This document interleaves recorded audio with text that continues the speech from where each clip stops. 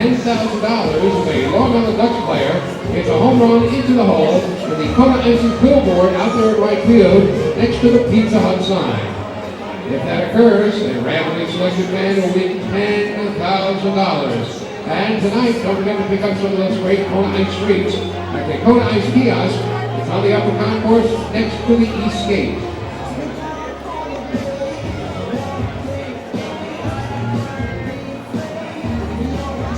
And fans, tonight's game is brought to you by Principal Financial Group. As part of the Principal Financial Dream Tour, former New York Met, the 1977 National League Most Valuable Player, George Foster, part of the Big Red Machine in the mid-70s, is here tonight signing autographs and posing for pictures. If you'd like to get the autograph of George Foster, you will find him at the autograph table. It's on the upper concourse behind home plate, across from the Waterway shop. So get your autograph of George Foster while you're here at the ballpark tonight.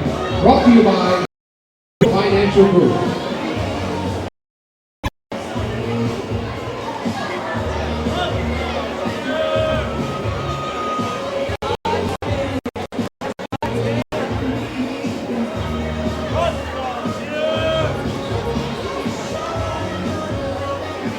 And now, ladies and gentlemen, boys and girls, we ask you now to please turn your attention to the area right behind home plate. The Long Island Ducks have a very special presentation tonight, and we're going to turn the proceedings over right now to Fast Freddy Porzione. Thank you, Bullet Bob Otone Ducks fans. Welcome to Bethpage Ballpark this evening. The Long Island Ducks are very honored to have Principal Financial Group as your game sponsor tonight. And right now, here from Principal Financial Group is Eddie, and he is pleased to make a contribution of $1,000 to the charitable arm of the Long Island Ducks. Each year, the Quackerjack Foundation contributes thousands of dollars to worthy programs and causes in need of assistance on Long Island. Accepting the donation on behalf of the Long Island Ducks is Ducks coach Buddy Harrelson, and the Long Island Duck, you all know, ladies and gentlemen, Quackerjack. How about a big round of applause for Eddie Quackerjack and Buddy Harrelson?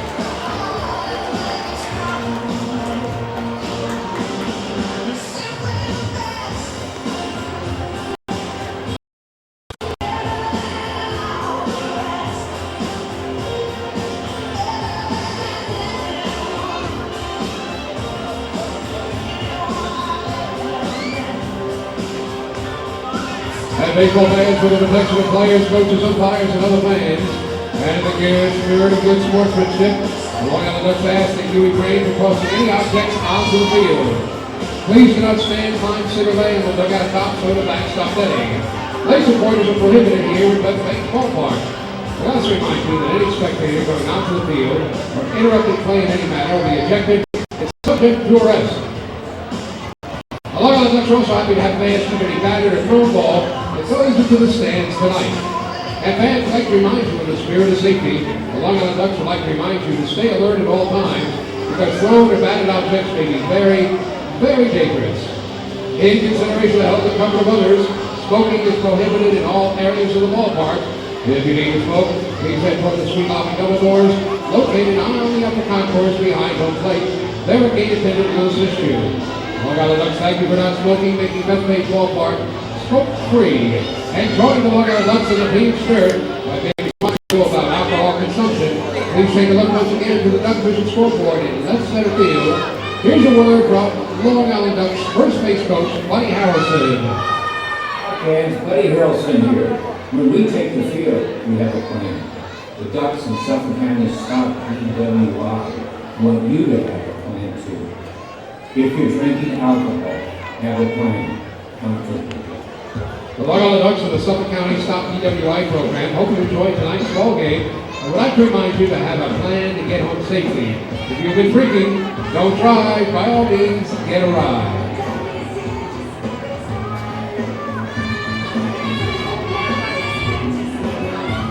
And fans, the Leah Farms proudly present the 2015 Long Island Ducks ground crew, keeping the field here at Bethpage Ballpark the best in the Atlantic League. Leah Farms serving Long Island for over 70 years.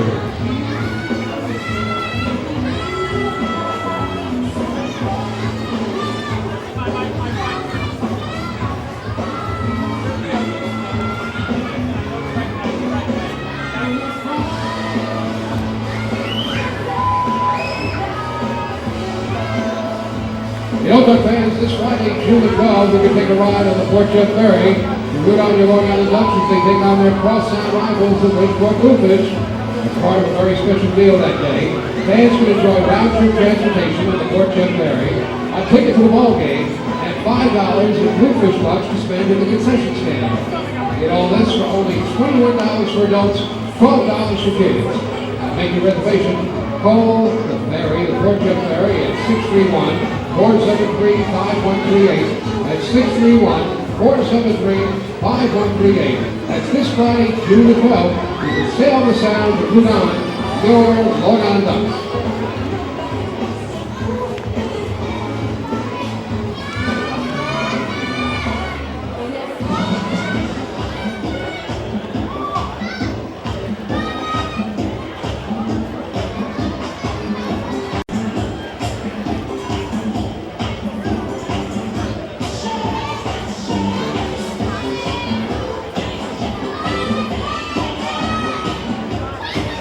And now, ladies and gentlemen, boys and girls, please turn your attention now to the pitcher sound here at Bethpage Ballpark on this special night. Brought to you by the Principal Financial Group. Let's turn things over once again to Long Island Ducks on field host. Right there at the pitcher sound with tonight's special guest, here's Fast Freddy Forgio. Once again, thank you, Bullet Buffalo, Tone, and Ducks fans. Welcome out here to Bethpage Ballpark. We have a beautiful night for a baseball game. We want to first thank our game sponsor tonight, Principal Financial Group. It's Principal Financial Dreams Tour Night, and the 1977 National League MVP, former New York Met George Foster is here with us tonight, fans. But right now, out here to throw out the first pitch from Principal Financial Dreams Tour. This is Long Island Ducks baseball. Justin Davies at the plate, the winning run at third. Crowd going nuts. Swung on, bouncing ball left side, off the mitt, up third baseman Brad Strauss. Here comes Willie Rodriguez. Justin Davies has done it again. The Ducks are one flag away from the championship. Jason Johnson makes the catch. He makes the catch, and the Long Island Ducks have swept the Camden River Sharks. They are the 2004 Atlantic League champions. Line bunts up the third baseline. Esquivel charging in. They're not going to have a play, and the Ducks are the champions of the Atlantic League here in 2012. Going back is Adam Bailey. He settles under it. He makes the catch. Adam Bailey makes the catch, and for a second straight year, the Atlantic League trophy will reside on Long Island. The Ducks are the Atlantic League champions.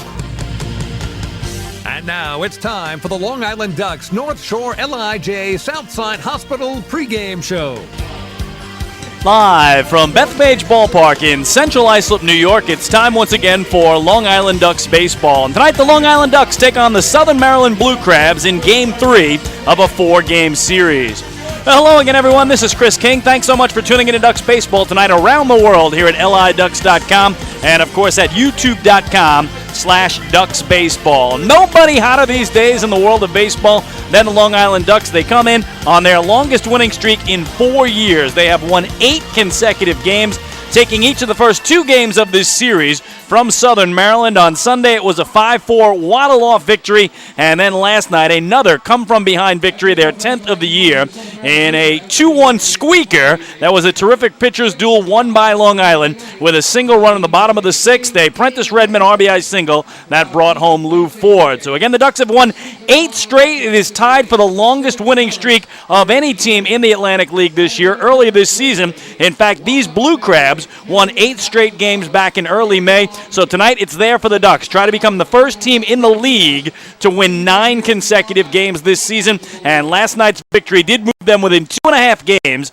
of first place Somerset in the Liberty Division. The pitching matchup tonight, right-hander Billy Buckner goes for Long Island against southpaw Wade Corpy for the Southern Maryland Blue Crabs. Well, there's also a ton of transactions today for the Long Island Ducks. Lots of big names involved. We also have a former National League Most Valuable Player in the ballpark tonight. So we'll take a break. When we come back, we'll fill you in on all the transactions. We'll tell you the big star that's in the park tonight, and we'll sort it all out with the manager of the Long Island Ducks, Kevin Baez, when we return. Hi, this is manager Kevin Baez, and you're listening to Ducks Baseball on the Ducks official YouTube channel, youtube.com/DucksBaseball. North Shore LIJ Southside Hospital in Bayshore is the healthcare heart of our community. We provide outstanding healthcare right here at home with centers of excellence in cardiology, orthopedics, neurosciences, women's health services, and much more. Experience counts, and North Shore LIJ Southside Hospital has been around for nearly a century of care.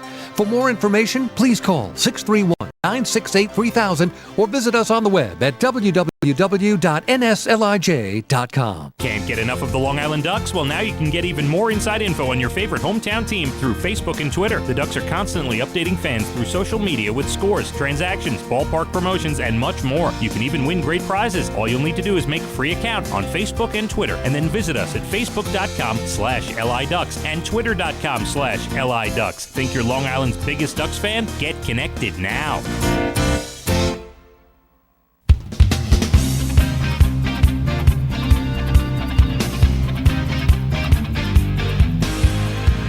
Chris King back at Bethpage Ballpark before tonight's game between the Long Island Ducks and the Southern Maryland Blue Crabs. Just a beautiful evening for baseball. Again, Game 3 of a 4-game set. The Ducks have won each of the first 2 contests, and in fact, Long Island has won a season-high 8 straight games coming in. Well, we told you about transactions, lots of them today for the Long Island Ducks. They have welcomed back Randy Ruiz, a former big leaguer who last year with the Ducks in 45 games hit .298, had 9 homers in those 45 contests, and drove in 40 runs. So he's been signed, he's activated. He will not play tonight. He had been playing down in Mexico, but has not seen live pitching in quite a while. And he also will be the team's hitting coach. That means that Lou Ford, the current hitting coach, has been promoted to bench coach. And, of course, Buddy Harrelson, the bench coach, will continue in his role over as first base coach for home games here at Bethpage Ballpark. The MVP that's in the park, you go back to 1977, nobody had a better season in Major League Baseball than George Foster. So George Foster, the longtime Cincinnati Red, the New York Met as well, is in the park, and we hope to speak with him around 8:15 tonight here on the broadcast. So lots to talk about with the manager of the Long Island Ducks, Kevin Byers. But first, last night's win, a 2-1 victory for the Ducks, their 8th consecutive win that pulled them within 2.5 games of first place. Liberty Division. Here's Katie's thoughts. Yeah, good win. Good pitching, some timely hitting, and great defense. Some big league plays out there. So kept us in the game, and it was good to get that victory. Well, Kevin, we talked before the game, and you were hoping to get 2 or 3 innings out of Bruce Kern, but he was so efficient you got 5. Talk about his performance. He really was. He just kept the ball down, threw strikes. He was looking good, so his pitch count was down, so I just went a little bit more than I wanted to, so outstanding job by him. How about the bullpen to have 4 scoreless innings to follow? Yeah, huge. I mean, Rogers came in, Giordina, then you had Struck and Kreider and then Diaz, so everybody get their work in, and they did an outstanding job. Well, you mentioned defense. At times they almost make it look too easy, but can you talk about some of those plays last night? And they're huge. I mean, I'm glad it looks easy, but it's not. And the guys, the 6:35 game, but we're already done with batting practice. We've taken fielding practice, so that's a lot of stuff that fans don't see. But the guys get their work in every day, and it's nice to see it pay dividends during the game. Well, an 8-game winning streak, is it the matter of just everything coming together at the right time?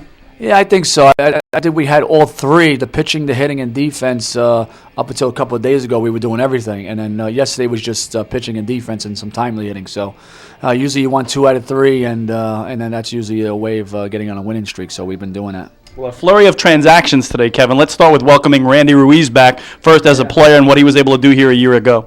Yeah, Big Randy's back. He's got a great attitude. He's very good guy to have on the team, and he's going to be one of the hitting coaches here, actually the hitting coach, and Lou's going to be the bench coach. So, but they're both going to all communicate. We're here to actually, help the guys get better and hopefully get back to the big leagues. So, Lou and Randy have been to the big leagues, and so they know what it takes, and we're here for the guys to get better. How does Lou Ford's role change going officially from hitting coach to bench coach?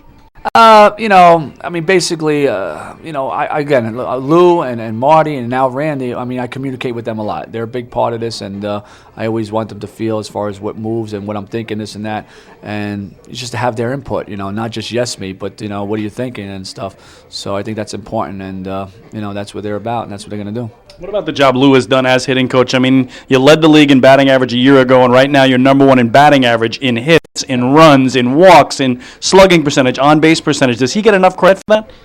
He should. I know I do. I give him a lot of credit for it. And one thing we talk about is preparation, and that's what kind of we preach. And trying to prepare the guys, whether it's about the day's pitcher that we're facing, and then also in the batting cages doing whatever drills that we need to do, and having good approaches and making adjustments as we move forward. We're having a rough time swinging at bad pitches with 2 strikes, so we kind of had a meeting and just kind of had a better approach and trying to let the ball travel a little bit more, cut down on your strikeouts, and put the ball in play. And we've been doing a better job at that. I still think we have to do a better job on getting the runner in with less than 2 outs too. So, and again, it's about execution, but it's also about having a plan and trying to execute that plan. But that's important first and foremost, is have that plan when you're up there. Well, Buddy Harrelson had the title of bench coach. Of course, he's still going to coach at first base. Will his role change at all for you? Oh, well, Buddy's going to be. Listen, I talked to Buddy a lot on the bench too, and then he's going to coach first base. Buddy's knowledge is, if you don't ask him questions, then that's not something that's smart on your part. So, he's there. He's a big part of this, and he's very helpful. Well, Billy Buckner on the hill tonight. What do you expect to see from him? Billy, I'm hoping that he goes 7, and we'll see what happens his first shot. But no, he attacks the zone. He's got one thing. When he first came here, you could see he's a big league pitcher because behind in counts, he'll throw his curveball for his strikes, his off speed. He doesn't just groove that 2-0 fastball in there. He mixes his spots. He mixes his pitches. So he pitches, no question about it. Well, if I take the Y off his name and I say Bill Buckner, what are your memories of that amazing Met game in '86? That's big. That's big New York, through the legs, and then we go on to win it. So that was huge. I asked him about that, too, when we first signed him, but no relation. All right, George Foster in the house tonight. What are your memories of him first as a Cincinnati Red and later in his career as a New York Met? Yeah, actually, I got to meet him, and just a great guy, and the way he speaks and everything like that is just he's funny guy. A lot of people don't realize that he's very funny and humorous. Thanks, Kev. You got it. That is Kevin Baez, the manager of the Long Island Ducks. And again, we are hopeful that George Foster, the 1977 National League MVP, will join us around 8:15 on the broadcast here tonight. Well, we are moments away from the first pitch. We'll take a final break, and when we come back, starting lineup, first pitch of tonight's game between the Ducks and Crabs tonight in Central Iceland. Hi, this is Bud Harrelson, and you're listening to Ducks Baseball on the Ducks official YouTube channel, youtube.com/DucksBaseball. North Shore LIJ Southside Hospital in Bayshore is the healthcare heart of our community. We provide outstanding healthcare right here at home with centers of excellence in cardiology, orthopedics, neurosciences, women's health services, and much more. Experience counts, and North Shore LIJ Southside Hospital has been around for nearly a century of care. For more information, please call 631-968-3000 or visit us on the web at www.nslij.com. Few places on the charm and excitement of Fire Island. At Fire Island Ferries, located conveniently at 99 Maple Avenue in Bayshore, they offer convenient travel to Fire Island 7 days a week. Fire Island is quickly becoming a top destination for families of all ages. Experience the informal, carefree communities, the dazzling night scene, enjoy fine dining, or climb to the top of one of the tallest lighthouses in the United States. But there's only one way to get there, by calling Fire Island Ferries at 631-665-3600 today. For fare and scheduling information, please visit FireIslandFerries.com.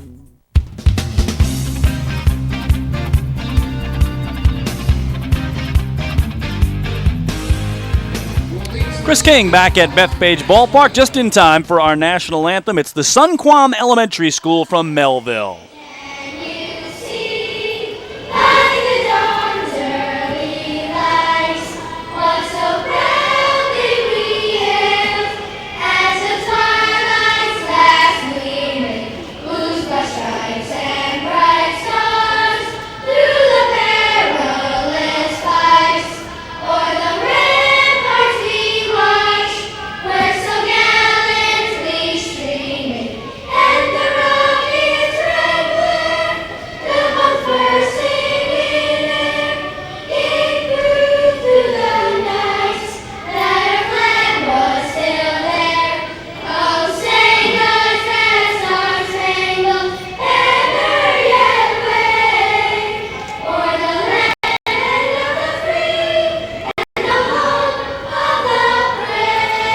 great job by the youngsters from the Sunquam Elementary School in Melville with the Star Spangled Banner. The Cub Scout Pack 212 is out at color guard in third base here tonight before our ball game. Well, now the starting lineups. First for the visiting Southern Maryland Blue Crabs, as managed by Stan Clyburn. They come in atop the Freedom Division at 24-19, but just 3.5 games ahead now of the second-place Sugarland Skeeters, who have won 3 straight games. Freddie Lewis will lead it off in right field. Rennie Osuna, the shortstop and two-man. Zach Wilson bats third at first base, and Darrell Ward will DH and hit cleanup.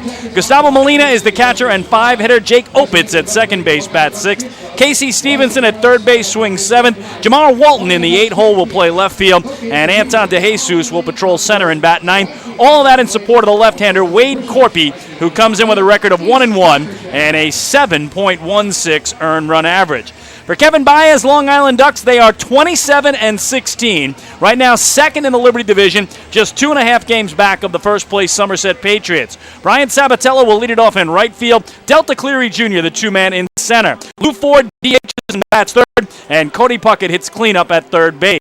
John Griffin at first base hits fifth. Prentice Redmond in left field swings sixth. Reggie Corona is the 7-hitter at second base. Mike Blank catches and hits eighth. And in the 9-hole playing shortstop, it is Dan Lyons. Right now on the hill, going through his warm-ups, the 31-year-old right-hander from Locust Grove, Georgia, 6'2", 205-pound Billy Buckner, who makes his 4th appearance of the season and his 4th start, a 1-1 record and a 3.17 earned run average for Buckner, who makes his home debut here tonight. Billy has pitched 3 games for the Ducks, all on the road. A game in Camden, a game in Bridgewater, New Jersey, and a game in York, Pennsylvania. So Buckner, who signed with the Ducks on May the 21st, finally gets to pitch at home for the first time here tonight on June the 9th. Again, just a beautiful evening for baseball. Game set. Ducks have won the first 2 games. They won it here Sunday afternoon, 5-4 in waddle-off fashion, and they won it 2-1 last night behind 5 great innings of starter Bruce Kern. He allowed only 1 unearned run on 3 base hits and gave Kevin Baez a couple of more innings than he was hoping for. So the Ducks, again, winners of 8 in a row. That ties the longest win streak in the league this year. These Blue Crabs won 8 straight in early May. Can the Ducks make it the league's longest winning streak tonight? And it'll go to 9 if they can. We are just about ready for the first pitch. Fred Lewis, the left-swinging right fielder, in, and Billy Buckner's first pitch is in there for a strike, 0-1. We are underway at 6:36 here tonight. Just a beautiful evening for baseball. Sunshine, blue skies, barely a cloud overhead, and a soft breeze blowing from right towards left. The 0-1 is on the outside corner. It's 0-2. Tonight's ball game, a very pleasant 72 degrees. So Bob O'Tone, our PA announcer, not only giving us the temperature, but he's right, a very pleasant 72 degrees. 0-2, the count on Fred Lewis. Buckner's pitch way low and inside for ball 1. Lewis starts tonight batting .228, no homers, 5 runs batted in. So again, Billy Buckner's home debut. It's been a while since he made his Ducks debut, May 21st in York. Again, 3 road appearances for Buckner. And finally, at the old Duck Pond, he climbs the hill for the first time tonight. The 1-2 is a backdoor breaking ball, slap foul, third base side, and the count holds on Freddie Lewis. Our home plate umpire tonight is J.B. Torres. He has Fred DeJesus assisting him at first, and Richard Katz, the man in black, at third.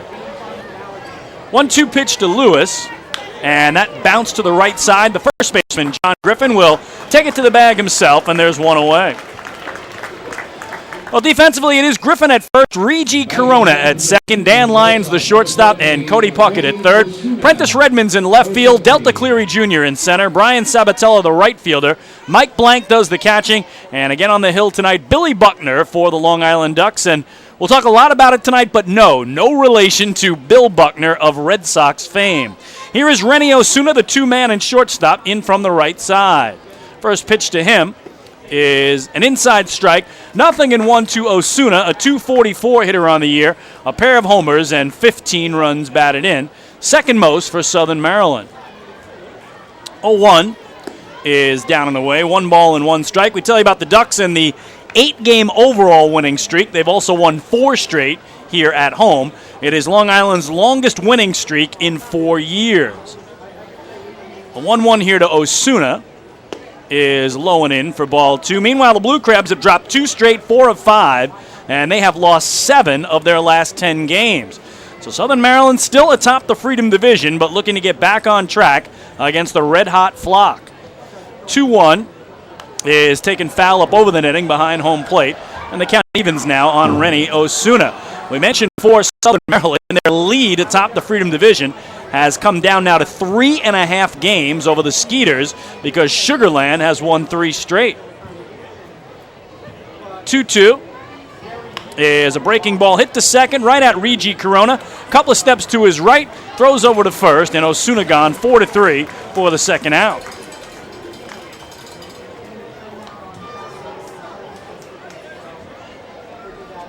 So 2 up, 2 down. It'll bring up Zach Wilson, the first baseman. In the third position, the first baseman, number 29, Zach Wilson.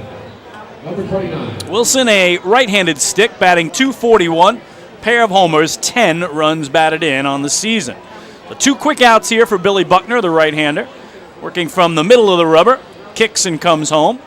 And misses low and inside with ball 1. Here at Bethpage Ballpark, we go 400 feet to dead center field and 325 down the lines. Again, just a bit of a breeze pushing across from right towards left. 1-0 here is bounced foul, third base side, as J.O. Jeremy Owens, the hitting coach for the Southern Maryland Blue Crabs, longtime Atlantic Leaguer, will track it down and flip it into the seats. Count 1-1 now on Zach Wilson. Again, last night we had a much stronger wind pushing out towards the left. I thought it would be a home run fest, but we had no long balls at all. 1-1 here is swung through by Wilson, and the count of ball and 2 strikes on the Crabs' first baseman. And last night turned into a terrific pitcher's duel as Bruce Kern for Long Island went 5 innings of 3 hit, 1 unearned run ball when Kevin Baez was hoping to get 2 or 3 innings out of him in a spot start. Here the 1-2 misses down and away, and the count even now on Zach Wilson. 5 relievers followed for Long Island and allowed no runs at all over the final 4 frames, with Carmine Giardina getting the win and Amalio Diaz picking up his 2nd save of the year. 2-2 is skied to left center field and deep. The left fielder, Prentice Redmond, the center fielder, Delta Cleary Jr. going over, and it is off the wall. Cleary Jr. couldn't get a piece of it, and into second, standing up, is Zach Wilson with a 2-out double. So the first hit of tonight's game is for extra bases. Last night there was only 1 extra base hit in the entire game, and that was a double by Jamar Walton. Blue Crabs had that double and 7 singles. Ducks had 9 hits, all singles, last night. So lots of small ball last night in a 2-1 squeaker won by Long Island. So Wilson at second with 2 away, and here's the cleanup man and DH from the left side. It's Darrell Ward in. Long stare home by Billy Buckner to his catcher Mike Blank. A check of Wilson at second. Another check, and then the first pitch to Ward is inside for ball 1. Darrell on the year batting .263, a homer and 7 runs batted in. Did not play last night and had just a pinch hit appearance here Sunday in which he singled and drove in a run.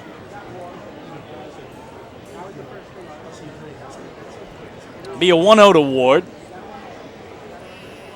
And that in there for a strike, 1-1. Little surprised to see Jovan Rosa, the newcomer for Southern Maryland, not in the lineup tonight. He batted cleanup last night, and since coming over from Bridgeport, he's 4 for 8 in his 2 games with the Crabs, but he gets the night off, and Darrell Ward back in the lineup in the 4 slot. No score, top of the first. Man at second and Wilson, and 2 away.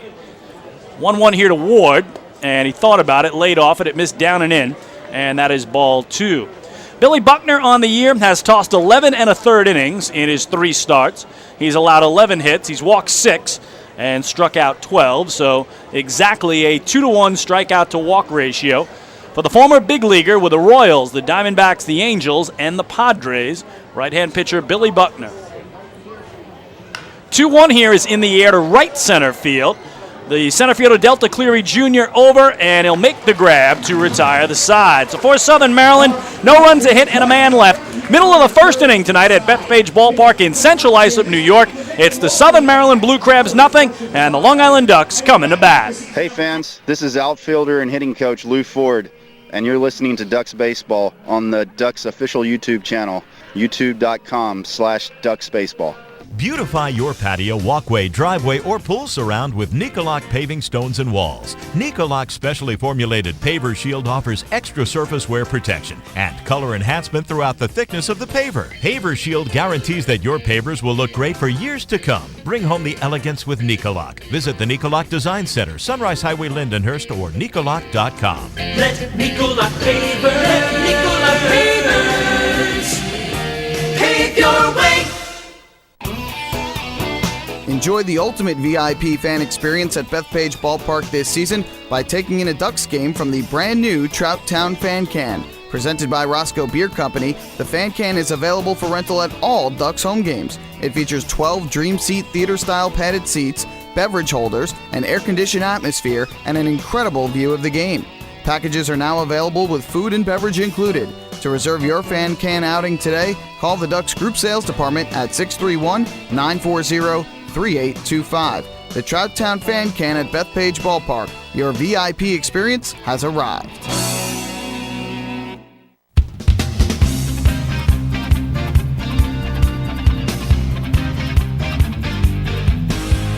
Well, no score as we head to the last of the first at Bethpage Ballpark. The Ducks and Municipal Credit Union have teamed up this season to present the Walk with a Purpose promotion.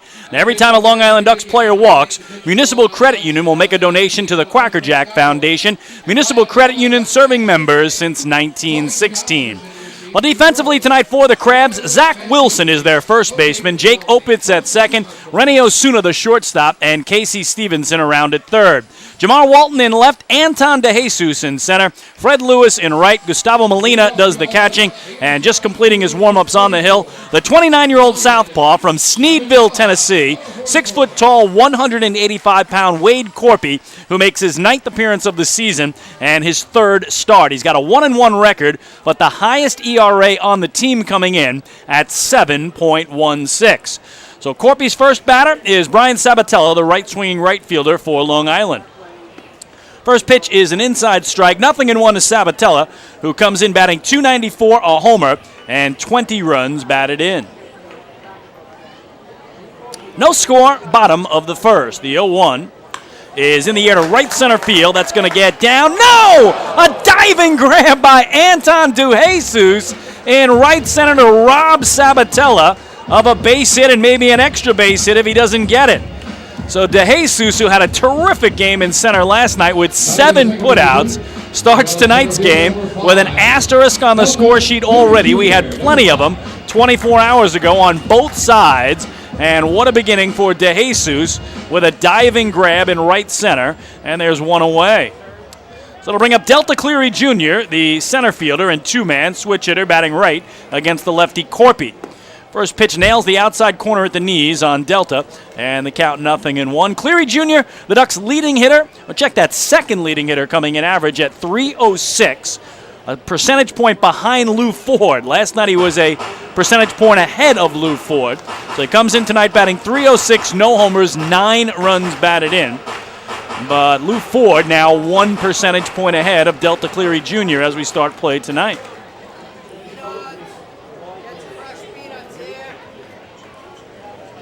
Slap foul high on the first base side. And the count 0-2 on Delta, who was 1 for 4 last night with a single. Also stole a base. He's got a stolen base in each of the first 2 games of this series, as the Ducks continue to lead the league in thievery with 51 swipes. Breaking ball in on the hands and pounded foul down the left field line. And the count holds at 0-2 on Delta Cleary Jr. No major league experience for Wade Corpy, the starting pitcher tonight for Southern Maryland. Spent 5 years all in the Marlins organization, going from single A to triple A, but never getting to the show. This is his 3rd year with the Crabs and his 4th year in the Atlantic League. His first Atlantic League team was the York Revolution back in 2012. And again, now his 3rd straight year as a Blue Crab, and he's been very versatile for him. He's had a season where he's relieved more than he started and vice versa, and this year more of a reliever than a starter, but he gets another spot start here tonight and misses down and away with ball 1. 8 games total this year for Corpy, 6 as a reliever, 2 as a starter coming in. His 1-2 is looped in the air to left field. Jamar Walton running in, and he'll make the basket catch for the second out.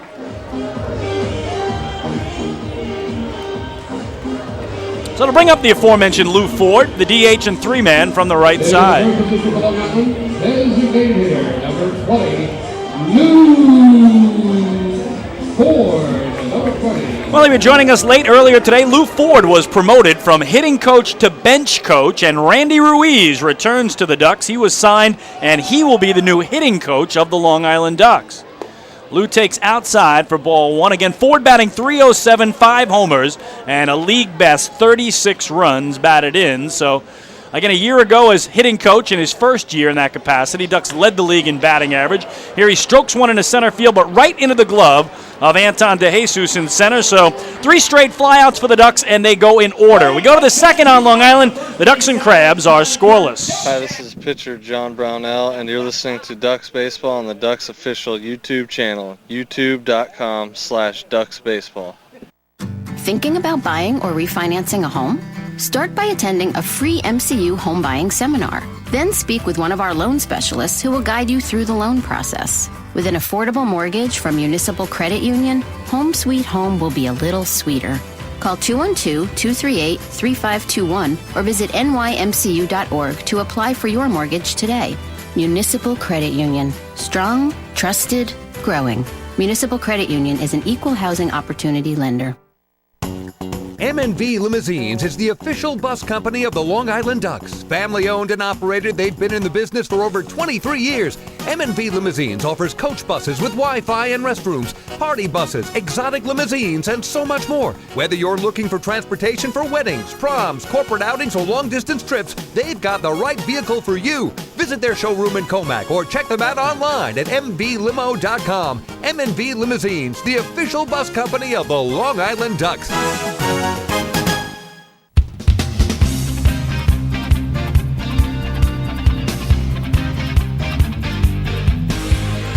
No score as we head to inning number 2 tonight at the Duck Pond, and the Ducks Health Report is brought to you by Island Shore Physical Therapy, the official therapist of the Long Island Ducks. Eric Komatsu still day-to-day with that elbow injury. Jose Morales a bit of a tight hammy, and Carmine Giardina has a shoulder impingement. Ducks with a slew of roster moves earlier today. Randy Ruiz signed and activated. He will, again, get a couple of whacks next couple of days in batting practice and join the lineup soon. He's also been named the team's hitting coach. Lou Ford promoted from hitting coach to bench coach. Buddy Harrelson will continue in his role as first base coach here for the home games. Matt Soren was reinstated to the active list today, and Carmine Giardina and Eric Komatsu, with those injuries we talked about, have been placed on the inactive list. So lots going on the transaction wire today for the Long Island Ducks. Well, a scoreless game heads to inning 2, and Gustavo Molina to lead it off for the Crabs against the righty Billy Buckner. First pitch misses down and away, and the count 1-0 to Molina, the catcher and 5-hitter from the right side. We started to talk about the job that Lou Ford has done as hitting coach in the last 2 years. Those are some big shoes for Randy Ruiz to fill, as here Buckner misses low and away, and it's 2-0 now to Molina on the year, batting .304 to lead Southern Maryland. That's the 9th best average in the league. He's also their leader in homers with 8 and runs batted in with 26. 2-0 is away, and it's 3-0 now on Molina. So again, Lou Ford last year led the Ducks to the best team batting average in the Atlantic League as hitting coach. This year as hitting coach, Ducks #1 in batting average, in runs, in hits, in walks, in slugging percentage, and in on-base percentage. So all of that, Lou Ford certainly gets a lot of credit for the work he does with the hitters. Here Molina turned himself loose on a 3-0 and came up empty. And the count now 3-1 on Gustavo Molina. Bounces it here to third. Big hop for Cody Puckett. Strong throw across to John Griffin for the first out. So again, Randy Ruiz, you might remember a year ago, came in and in 45 games with the Ducks hit nearly 300, 9 homers in just 45 contests, and almost an RBI per game. He finished with 40 runs batted in. So again, he will get some batting practice in and certainly could be in the lineup tomorrow for the finale of this 4-game set, or join the Ducks on the field in Bridgeport for a 4-game series that starts on Thursday night. Here's Jake Opitz in for the Crabs. First pitch to him is up and away for ball 1. The left-swinging second baseman is a .169 hitter on the year. Pair of homers, 4 runs batted in. No score, top of the second. 1-0 is low and in, and it's 2-0. So again, Randy Ruiz joins the team, and he'll be the hitting coach. Lou Ford, for his fine work as hitting coach, promoted to bench coach. And, of course, Buddy Harrelson will continue here as first base coach during home games. 2-0 is hit deep to right field, back towards the pole. Ryan Sabatella at the wall, looks up, and that ball is gone. A solo homer down the right field line for Jake Opitz, his third of the season. And for the third straight game in this series, Southern Maryland out to a 1-0 lead. Slaps the hand of Jeremy Owens, who knows a thing or two about hitting home runs down at third. Steps on the plate, and here in the top of the second with one away, the Crabs jump in front, 1-0. Hitting in the seventh position for third base, number 24, Casey Stevenson. So for Jake Opitz, his first hit of the series. He was 0 for 6 in the first two games, but his third homer and his fifth run batted in of the year.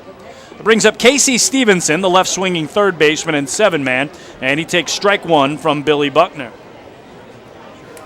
So again, the Ducks have rallied to win each of the first two games of this series, as here it's grounded foul wide of first. Count 0-2 on Stevenson, a .258 hitter with no homers and 14 runs batted in.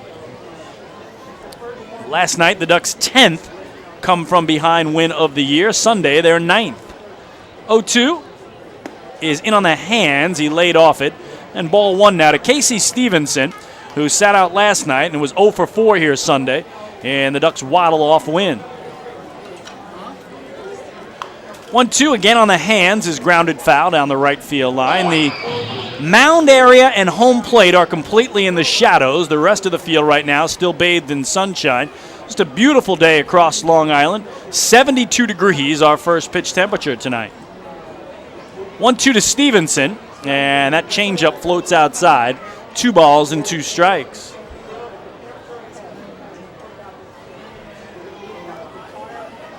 Billy Buckner, that is the third home run he's allowed this season.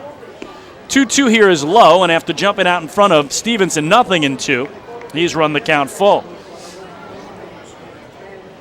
Blue Crabs last night scored a run in the first inning to take that 1-0 lead. And Sunday here, they scored a fifth inning run to take a 1-0 lead. Payoff pitch is a little nubber up third. It's going to hug the line and hit the bag for a fair ball. Cody Puckett just had to watch it, hoping it would curve foul. It didn't. And, man, that thing had some English on it because I thought it was going to spin foul right away. And it's an infield single for Casey Stevenson. He's a one-out runner. I mean, that thing stayed 6 inches or less inside the chalk line all the way from home plate to third base, and it kicked off the bag for a single. So Stevenson at first.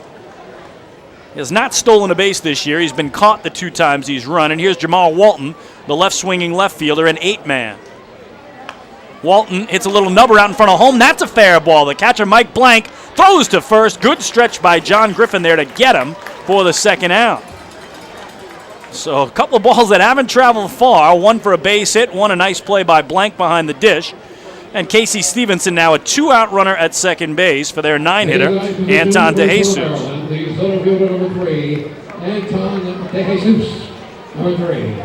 DeJesus, the center fielder and a left-handed hitter. In fact, the final 4 straight hitters in Stan Clyburn's order tonight are all left-handers. And 5 out of the last 6 swing from the left side. So tough lineup for the right-hander, Billy Buckner, who will see only 3 righties in this order and 6 lefties. First pitch to DeJesus is on the outside corner at the knees for a strike, 0-1. Anton on the year, batting .195, a homer, and 10 runs batted in. Slightly open stance from that left side. Buckner checks Stevenson at second, checks again, and Billy's 0-1, misses low and away. 1 ball and 1 strike now to Anton DeJesus. 1-0 Crabs in the top of the second. They have a man at second with 2 away. Buckner set away from his letters. 1-1 here. Took something off it and dropped in a strike. He's out in front. A ball and 2 strikes. Waiting on deck, Fred Lewis, the leadoff man, who grounded out to John Griffin at first to open the game. 1-2 pitch. Up and away, 2 balls and 2 strikes.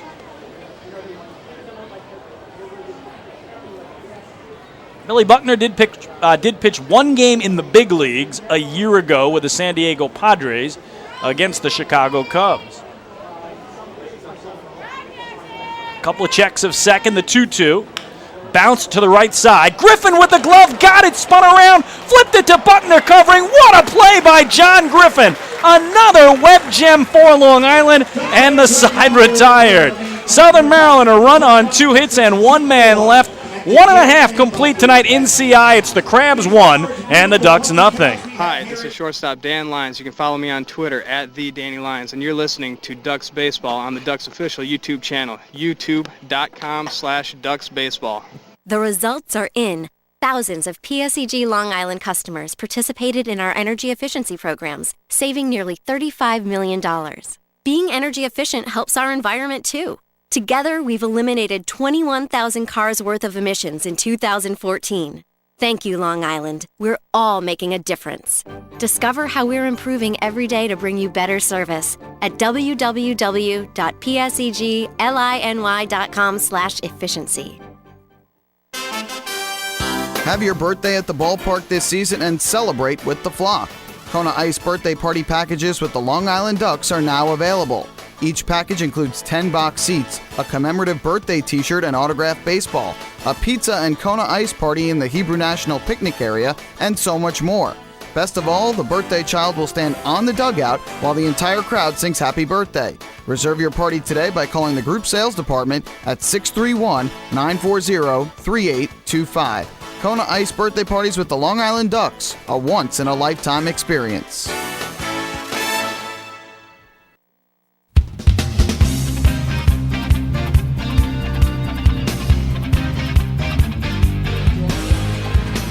Well, there's no better time than now to sign up the young Duck fan in your life for the Bethpage Federal Credit Union Ducks Kids Club. Now, children 14 and under will receive exciting gifts, discounts on merchandise, and unique experiences that only come with being a member. Sign up today by visiting liducks.com or by calling 631-940-3825.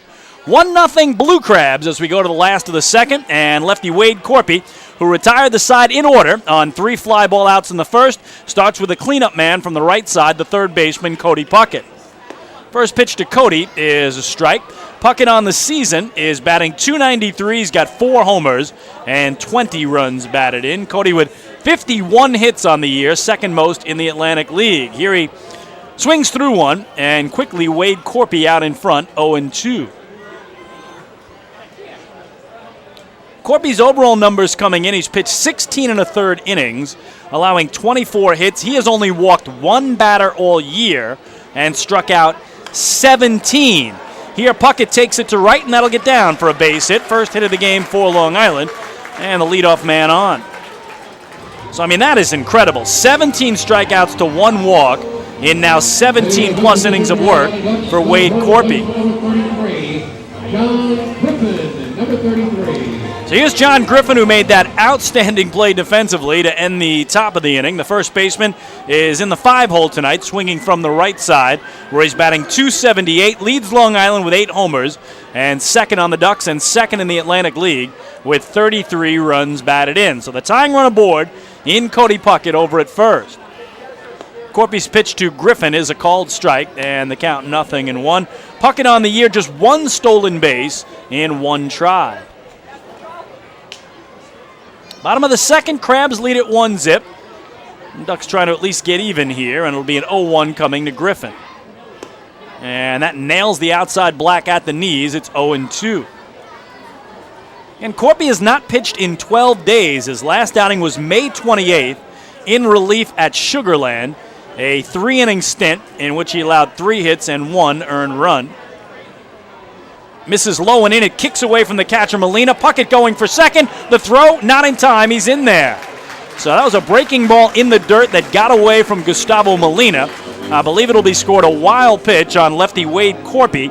And the Ducks have the tying run in scoring position with nobody out. It is indeed a wild pitch. And so now a chance for John Griffin to close the gap behind Lou Ford. He trails his teammate by 3 runs batted in for the league lead in that department. Griffin had a ball and 2 strikes here as Corpy checks second and comes set away from his letters. And this one swung through, in on the hands. It's the first strikeout tonight for Corpy, and there's 1 away.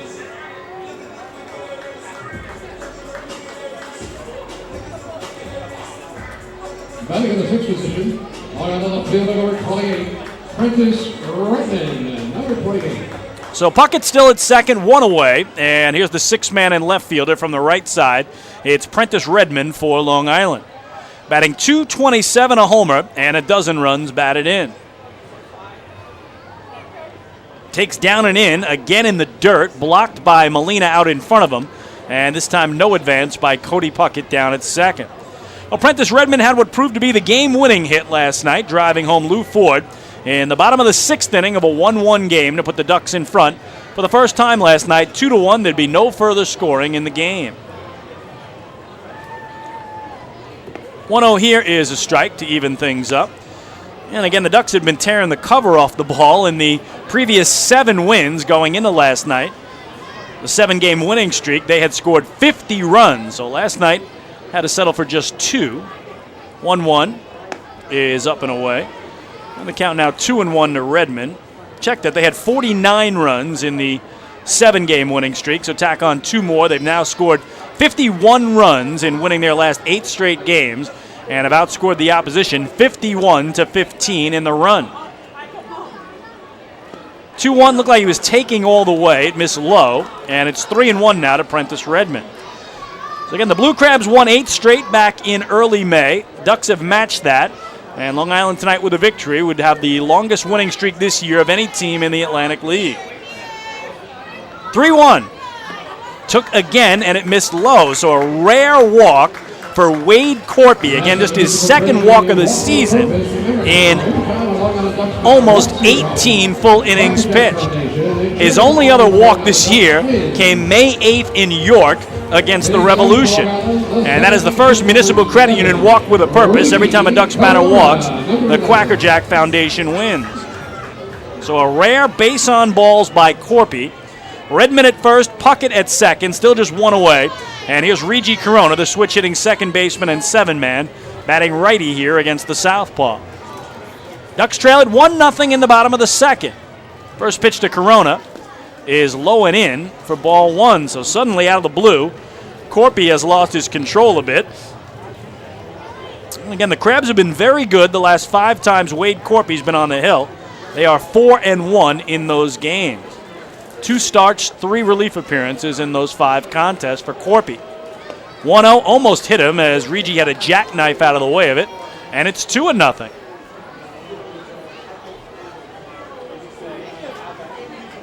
Outfield very shallow for Regi Corona, especially to Jesus in center, who's shading him a couple of steps towards right for him to go the other way. But the Jesus has such speed he can get to almost anything. 2-0 is high. It's 3-0. So again, Wade Corpy, 1 walk all year, now in danger of walking back-to-back hitters here in the 2nd inning of a game his team leads 1-0. Got to think Regi Corona is going to take all the way here. He does, and it's inside, ball 4. Another Municipal Credit Union walk with a purpose. Every time a Ducks batter walks, the Quackerjack Foundation wins, and the bases are loaded for Mike Blank. Batting in the 8th position for Long Island, the catcher, number 9, Mike Blank, number 9. Puckett to 3rd, Redmond to 2nd, Corona to 1st, and here's the 8-man and catcher from the right side, Mike Blank. A .302 hitter, has yet to homer this year, and has driven in 7. So what a spot for Blank. Even a deep fly ball here could tie the game with Long Island trailing 1-0. First pitch, he's taking all the way, and that misses. So Corpy is not like he's wild here. He's very close, but he's just not getting any calls whatsoever. It's ball 1 to Blank. And now it appears that Stan Clyburn, the manager of the Blue Crabs, is giving it to home plate umpire J.B. Torres, who pulls off the mask and gives him a verbal warning there. So got to be careful in that visiting dugout. Certainly Clyburn thinks his lefty Corpy's getting squeezed. The 1-0 is a strike called. Didn't look like it was in any different spot than the first pitch, but he got the call there. So maybe the barking from the third base dugout paid some dividends there. The count 1-1. Corpy's pitch, grounded to third. Knocked down by Stevenson to second for one. Opitz returns to first in time to get Mike Blank. What a job by the Crabs as they wiggle out of the jam on an inning-ending 5-4-3 double play. For Long Island, no runs, a hit, 2 walks, 2 left. We go to the inning number 3 tonight on Long Island. It remains the Southern Maryland Blue Crabs 1, the Long Island Ducks nothing. Hey fans, this is pitcher Patrick Kreider, and you're listening to Ducks Baseball on the Ducks official YouTube channel, youtube.com/DucksBaseball. James Simmons is going back. He is looking up, and on Bark in the Park Night, that one is gone and reaches a kennel in Central Islip. That was another home run for the Ducks. And Duck fans, what's more fun than a home run that helps the Ducks win a game? How about a homer that helps the community win? Chappie's Funeral Home and the Long Island Ducks have once again teamed up for the Chappie's Home Run Challenge. If the Ducks hit 100 homers this season, Chappie's Funeral Home will donate $5,000 to the Quackerjack Foundation. So every time a Ducks hitter goes deep this season, watch for the Chappie's Challenge home run count on the scoreboard. And if we reach 100, we're all a winner. Chappie's Funeral Home, where caring for others is a family tradition. Can't get enough of the Long Island Ducks? Well, now you can get even more inside info on your favorite hometown team through Facebook and Twitter. The Ducks are constantly updating fans through social media with scores, transactions, ballpark promotions, and much more. You can even win great prizes. All you'll need to do is make a free account on Facebook and Twitter, and then visit us at facebook.com/LIDucks and twitter.com/LIDucks. Think you're Long Island's biggest Ducks fan? Get connected now.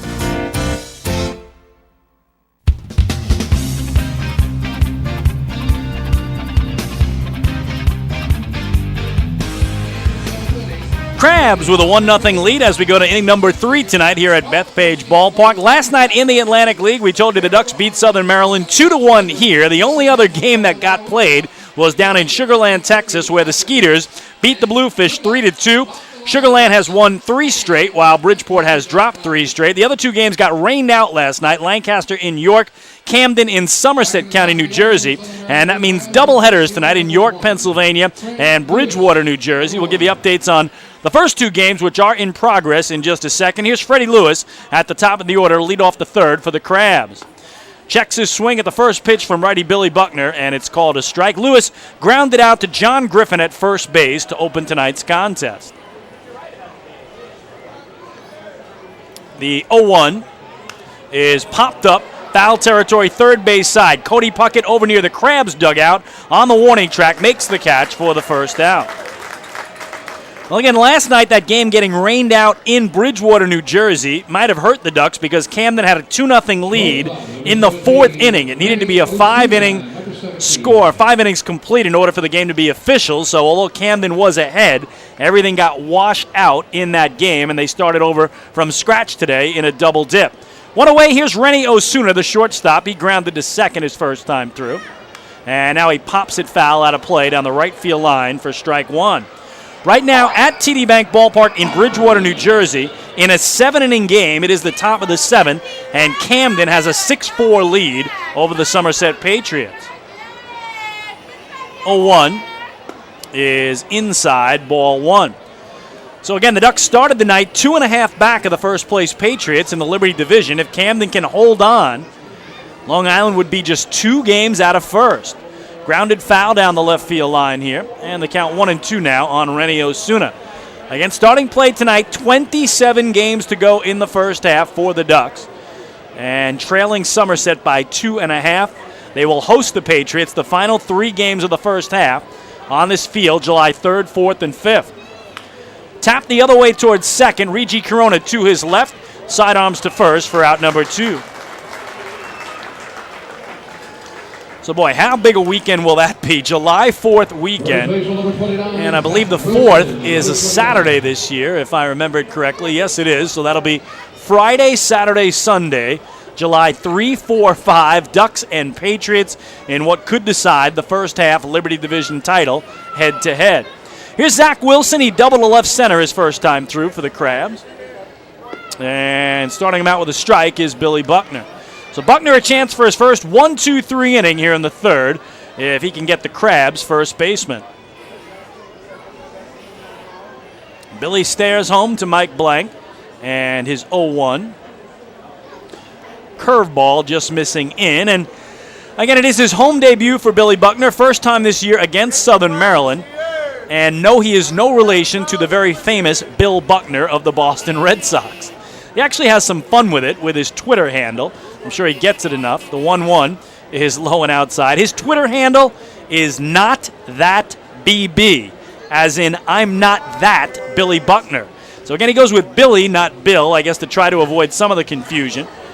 But not that BB is the Twitter handle for the Ducks' Billy Buckner, a former big leaguer, although not with the Red Sox. 2-1 is crushed foul down the left field line, and it's 2-2 now on Zach Wilson. Billy came in 1-1 on the year, 3.17 ERA. Picked up his first win as a Duck in his last outing. That was Thursday in Camden in a 9-1 victory. 2-2 here is pop foul out of play down the right field line. That was his longest outing of the year for Billy at 5 1/3 innings, allowed only 3 base hits. 1 run it was earned. He walked 3 and struck out 3. So Buckner in his 4th start as a Duck finally gets the pitch at home.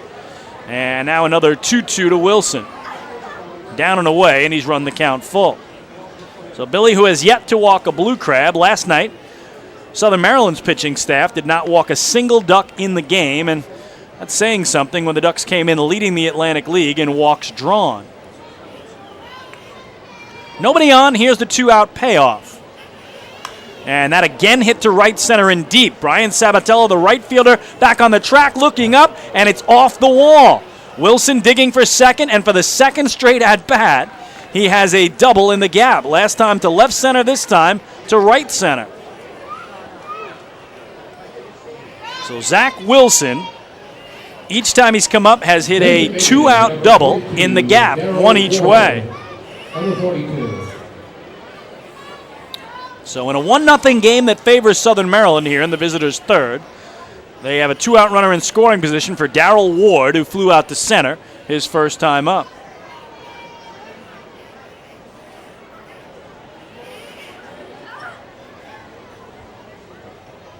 First pitch is a changeup strike on the outer half, 0-1.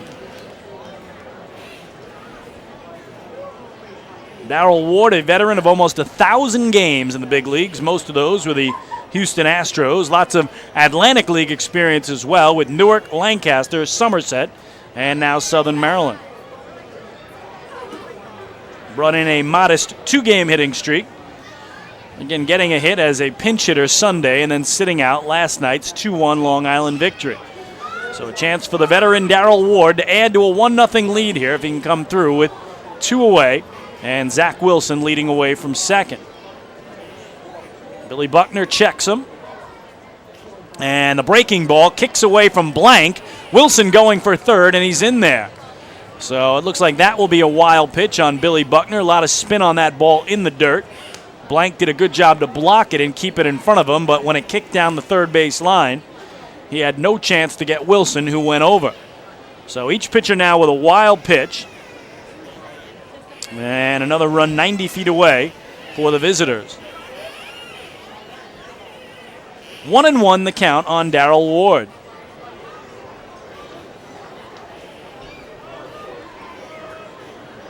Buckner's pitch. Ripped into center field. Delta Cleary Jr. coming in. He won't get it. It drops in front of him.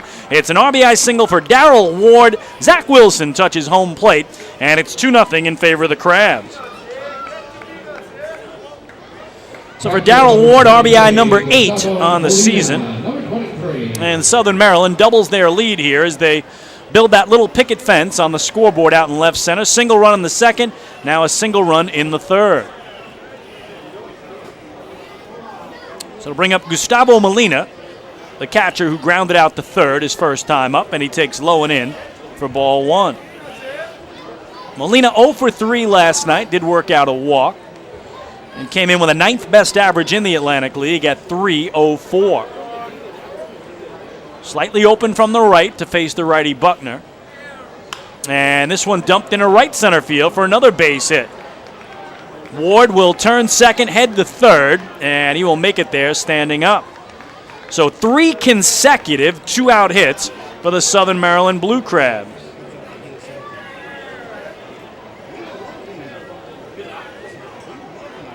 Ward at third, Molina at first, and Jake Opitz, who homered to right his last time up, will be the hitter. Number 2. So again, very dangerous spot here for Billy Buckner. And a 2-0 game, 2 on, 2 out.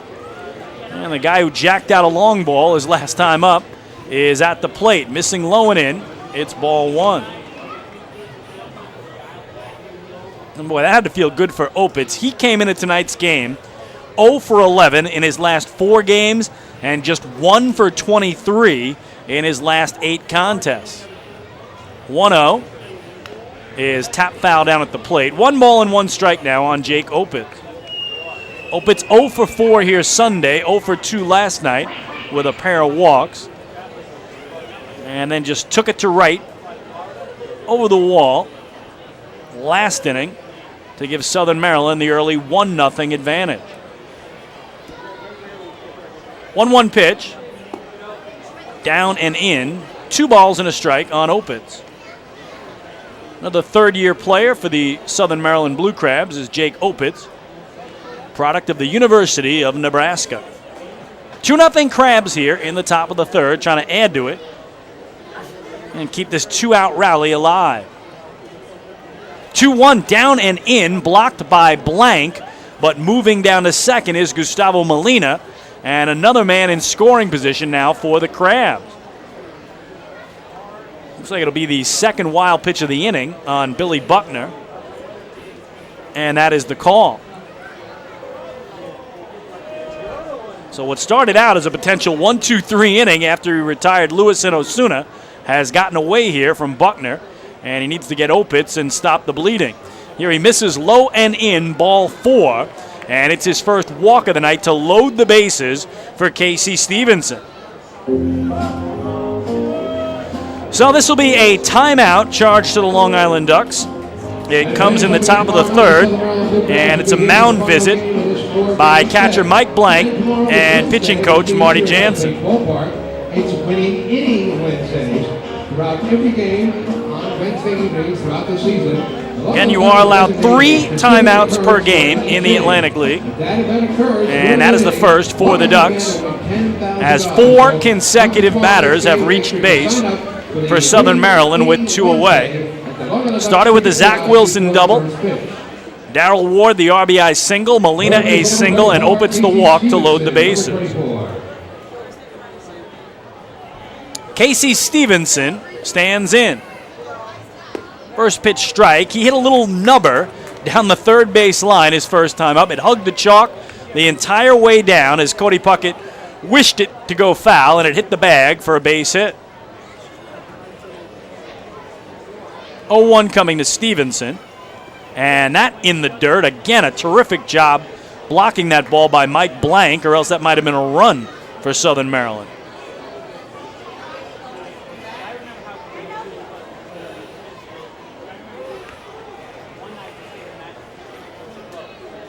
A little dribbler by Stevenson. Snapped an 0 for 13 drought he was in his last 5 games, and here he swings through one, and he's down in the count, 1-2. 2-0 Southern Maryland in the top of the third. They have the bases loaded with 2 away for their 7-man and third baseman. Buckner now out in front. And down and in, it kicks all the way to the backstop. Scoring from third is Darrell Ward, but I believe they're going to say it hit Casey Stevenson. So that is going to be a hit batsman with the bases loaded. That will bring home Ward and make it a 3-0 game in favor of the Crabs. So the carousel spins for Southern Maryland. Ward scores from third. Gustavo Molina to third. Jake Opitz to second. Casey Stevenson hit by the pitch at first. And Jamar Walton bats with 2 outs and the bases loaded. First crooked number of the game up for Southern Maryland. On the ground to second for Regi Corona. On a knee, he'll throw to first. And the side finally retired, but not before Southern Maryland sends 8 men to the plate They scored 2 runs on 3 hits. There was a walk, a hit batter, 2 wild pitches, and they leave the bases loaded. To the bottom of the third we go on the island. It's now the Blue Crabs 3 and the Ducks nothing. Hey fans, this is outfielder Brian Sabatella, and you're listening to Ducks Baseball on the Ducks official YouTube channel, youtube.com/DucksBaseball. Spring into a new Honda at Huntington Honda and pay $59 a month for a new 2015 Honda Civic LX sedan. $59. So spring into Huntington Honda on Jericho Turnpike just east of Route 110 or HuntingtonHondaCars.com. Huntington Honda, discover the difference. Auto 24-month lease, total due at inception. Civic $31.90 includes bank fee, first month's payment, no security deposit. Taxes, DMV, title fees extra with excellent credit through HFS. Baseball fans, the Long Island Ducks mobile app has officially arrived. Powered by Clear Vision Apps, it's your one-stop shop for all things Ducks baseball. Buy tickets straight from your mobile device. Receive game status updates with push notifications. Check out up-to-the-minute news and scores and interact with the Ducks on social media. Best of all, it's free. Download the Ducks mobile app today by visiting the App Store on your Apple-powered device or Google Play on your Android-powered device. The Long Island Ducks mobile app, with you wherever you flock to.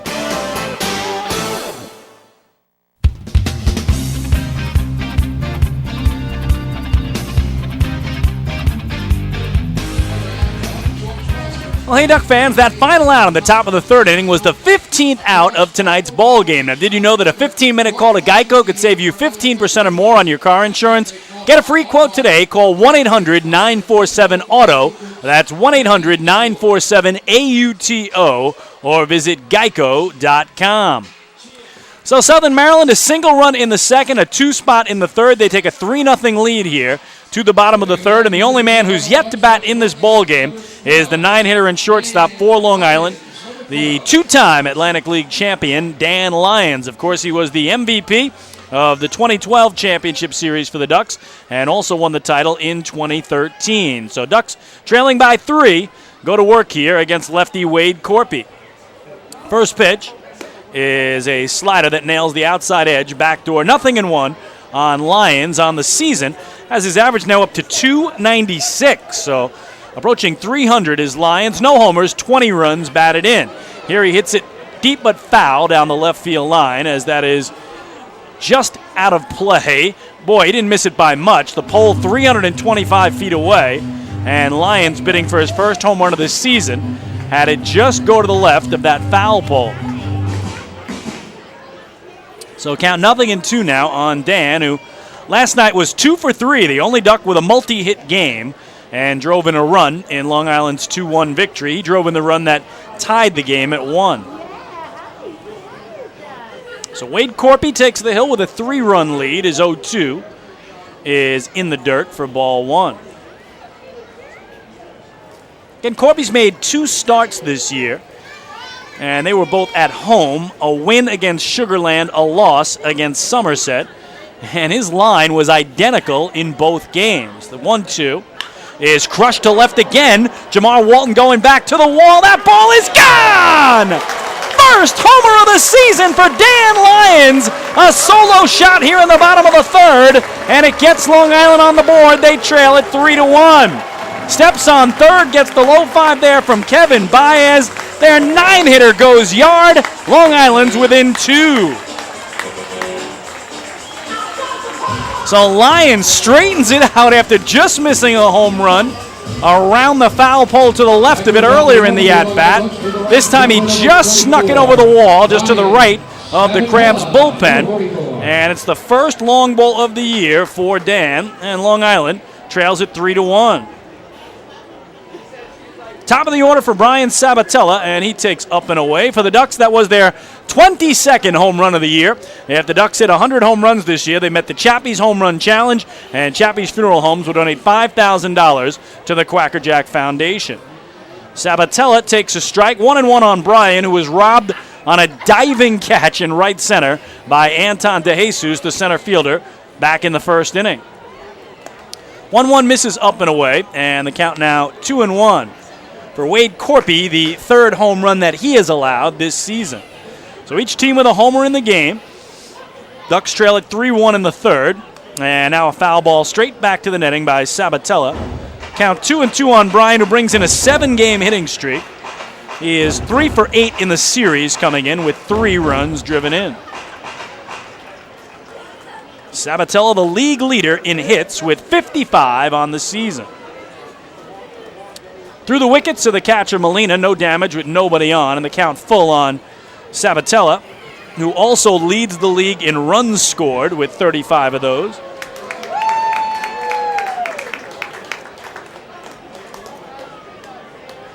And leads the league in stolen bases if he can get aboard. Do that too.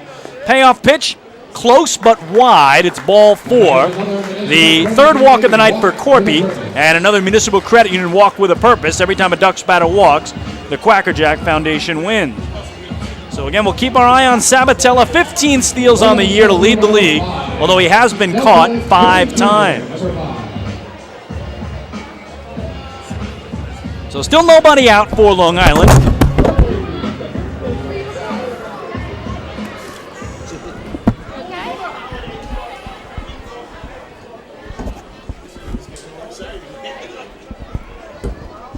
And here's Delta Cleary Jr. fouling one back to the backstop.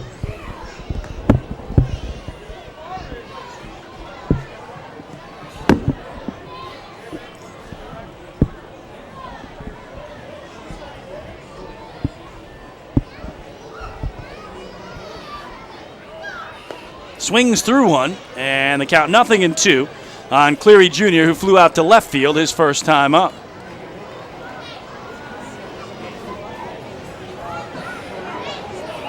Sabatella walks that lead off first. Zach Wilson holds him on. Corpy, the lefty, gets to stare right at him and hold the set. 0-2.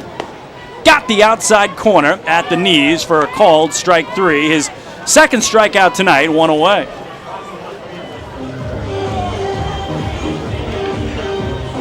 So a 3-pitch strikeout of Delta Cleary Jr. for Wade Corpy. Ducks designated hitter, number 20. Lou Ford. Number 20. So here is Lou. Flew out to center his first time through, the league leader in runs batted in, the league leader in total bases, league leader in doubles, league leader in extra base hits. Following up his MVP season of a year ago with another MVP-like campaign is Lou Ford. In a big spot here. 1 on, 1 out. Ducks trail at 3-1 in the last of the third.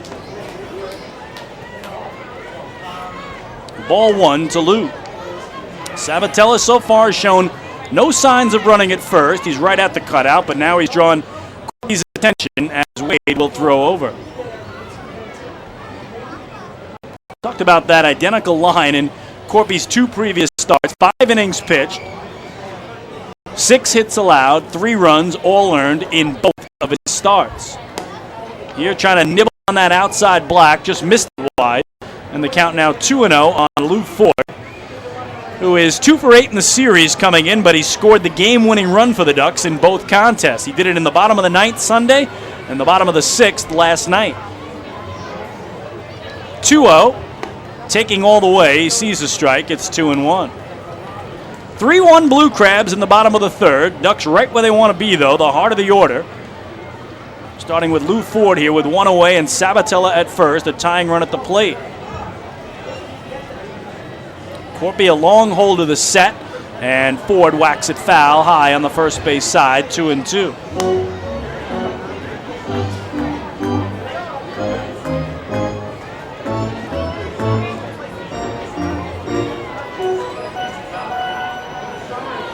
The .307 average for Ford coming in, 7th best in the Atlantic League.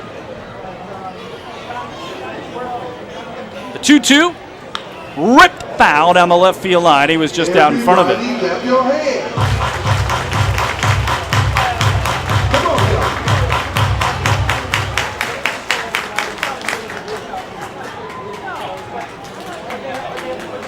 Well, not good news for the Ducks on the out-of-town scoreboard. In Bridgewater, New Jersey, Patriots scored twice in the bottom of the 7th in a 7-inning game to tie Camden 6-6.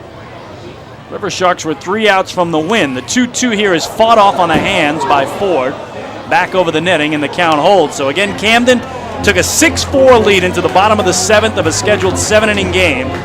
Somerset has tied it at 6th and still batting in the bottom of that 7th inning.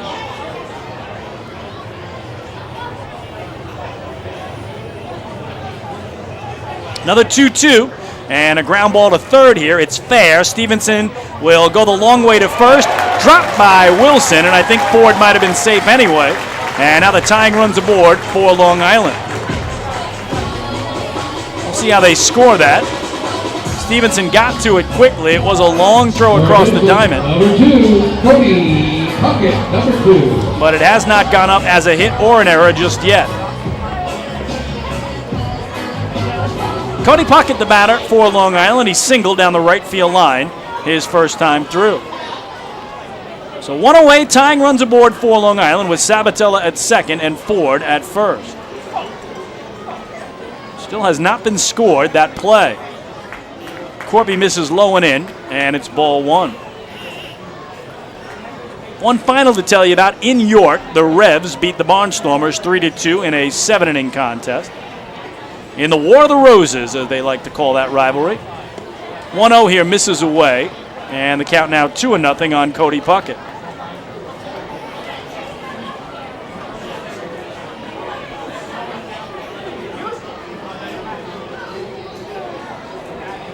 Corpy's pitch in the air to left field. Jamar Walton moving over towards the line. He won't get it. It drops in.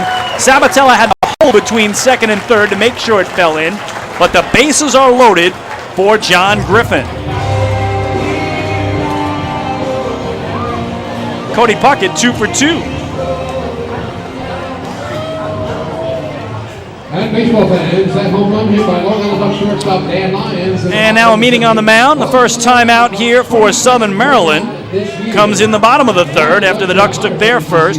In the top of the frame is Dan Reichert, the pitching coach for Southern Maryland, out to talk to Wade Corpy. And Ducks have now hit 22 home runs on the season. They do not have a grand slam, but the guy at the plate leads them in homers with 8. That's tied for second in the Atlantic League. And he's also got 33 runs batted in. That is second behind Lou Ford's 36. So, Ducks are set up beautifully here. Even a base hit could tie this game. Sabatella at third, Ford at second, Puckett at first with 1 away for John Griffin, who struck out swinging his first time up.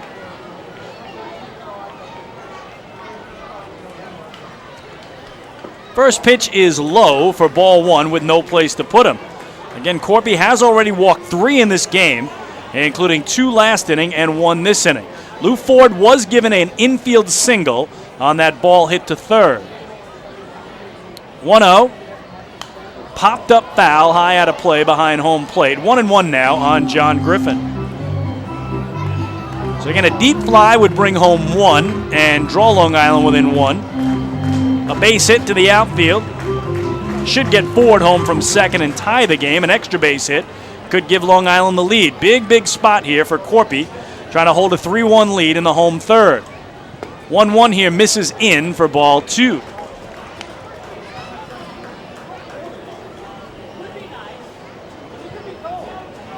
That game in Bridgewater, New Jersey has gone to the 8th inning. Pats and Sharks tied at 6. Again, considered extra innings now. 2-1 is in the air to right field.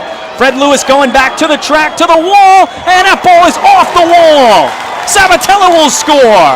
Ford will score. It's a 2-run double for John Griffin, and it ties this game at 3. John Griffin narrowly missing the first grand slam of the season for Long Island. So Griffin picks up RBIs 34 and 35. He trails Lou Ford, the league leader, by just 1 now, and that will spell the end of the night for left-hander Wade Corpy as manager Stan Clyburn is out to take the baseball. 3-3 the score, bottom of the third, still only 1 away for the Ducks when we return. Hey fans, this is pitching coach Marty Jansen, and you're listening to Ducks Baseball on Ducks official YouTube channel, youtube.com/DucksBaseball. North Shore LIJ Southside Hospital in Bayshore is the healthcare heart of our community. We provide outstanding health care right here at home with centers of excellence in cardiology, orthopedics, neurosciences, women's health services, and much more. Experience counts, and North Shore LIJ Southside Hospital has been around for nearly a century of care. For more information, please call 631-968-3000 or visit us on the web at www.nslij.com. The results are in. Thousands of PSEG Long Island customers participated in our energy efficiency programs, saving nearly $35 million. Being energy efficient helps our environment too. Together, we've eliminated 21,000 cars worth of emissions in 2014. Thank you, Long Island. We're all making a difference. Discover how we're improving every day to bring you better service at www.psegliny.com/efficiency. Hey fans, this is right-handed pitcher Frank DiGiulio, and you're listening to Ducks Baseball on the Ducks official YouTube channel, youtube.com/DucksBaseball. Few places on earth offer the charm and excitement of Fire Island. At Fire Island Ferries, located conveniently at 99 Maple Avenue in Bay Shore, they offer convenient travel to Fire Island 7 days a week. Fire Island is quickly becoming a top destination for families of all ages. Experience the informal, carefree communities, the dazzling night scene, enjoy fine dining, or climb to the top of one of the tallest lighthouses in the United States. But there's only one way to get there, by calling Fire Island Ferries at 631-665-3600 today. For fare and scheduling information, please visit fireislandferries.com.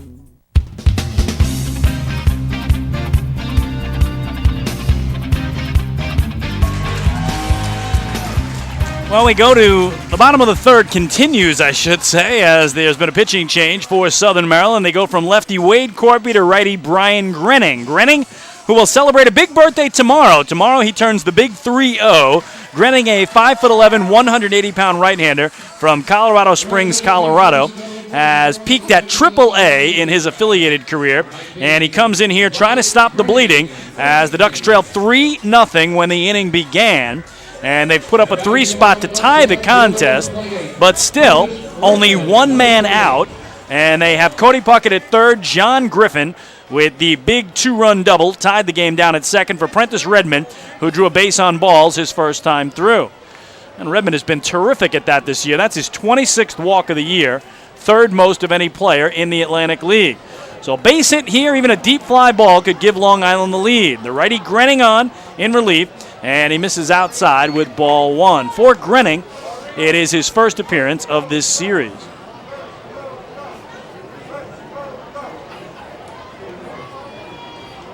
One-0 is tap foul over the dugout of the Crabs on the third base side. And the count 1-1 now on Prentice Redmond.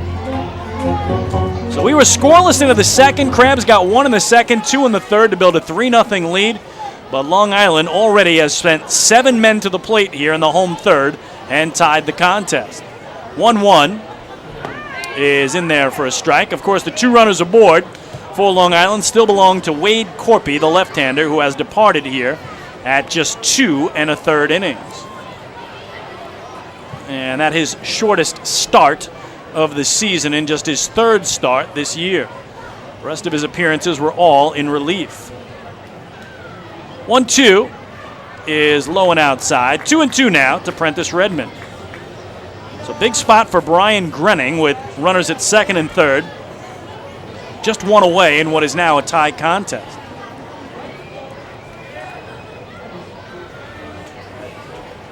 Stares at the runner at third, comes home, and just misses away. He's run the count full. So a real good look by Prentice Redmond. And first base is open here, but you've got a switch hitter on deck in Regi Corona, who will bat lefty against the righty Grenning.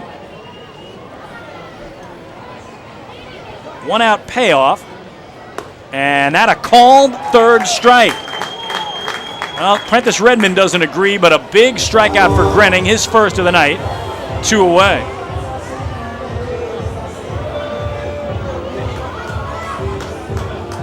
Long on the second baseman, number 11, Regi Corona. Number 11. So can Regi Corona pick him up? He also walked back in the second inning. 8th man to hit in the inning for Long Island, but now second and third with 2 away for Corona. Rigi brings in a 5-game hitting streak and hits in 8 of his last 9 games. First pitch, inside at the shins for ball 1. Ducks with 3 runs on 5 hits, Crabs with 3 runs on 6, and both teams have played error-free baseball thus far. Ducks again came in winners of 8 straight, trying to become the first team in the Atlantic League this year to win 9 consecutive games. 1-0 is low for ball 2, and mentioned the longest winning streak for the Ducks in 4 years. They had a 9-game winning streak back in 2011.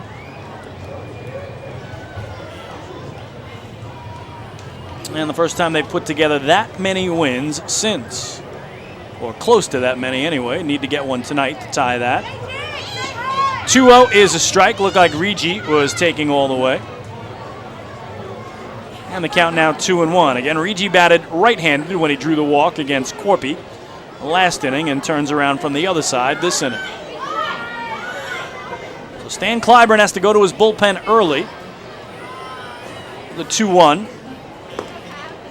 on the outside corner.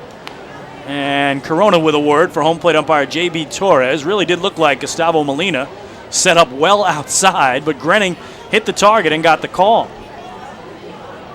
Now Grenning a strike away from putting out an awful big fire here in the home third.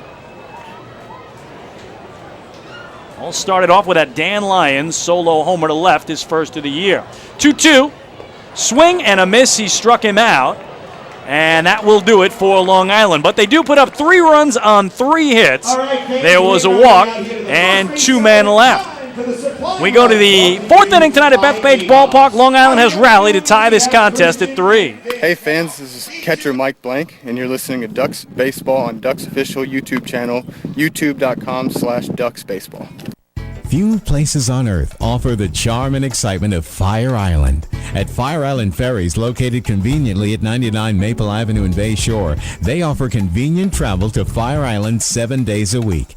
Fire Island is quickly becoming a top destination for families of all ages. Experience the informal, carefree communities, the dazzling night scene, enjoy fine dining, or climb to the top of one of the tallest lighthouses in the United States. But there's only one way to get there, by calling Fire Island Ferries at 631-665-3600 today. For fare and scheduling information, please visit fireislandferries.com. Hey Ducks fans, stay up to date with Long Island's hometown team by visiting Quack of the Bat, the official blog of the Long Island Ducks. Quack of the Bat will bring Ducks fans beyond the headlines with in-depth feature articles, breaking news stories, game previews, post-game wrap-ups, and so much more. Interact with the team during the entire season through quotes directly from the players and coaches, as well as exclusive video clips and photos. Check out the blog today at quackofthebat.wordpress.com. Quack of the Bat, the official blog of the Long Island Ducks.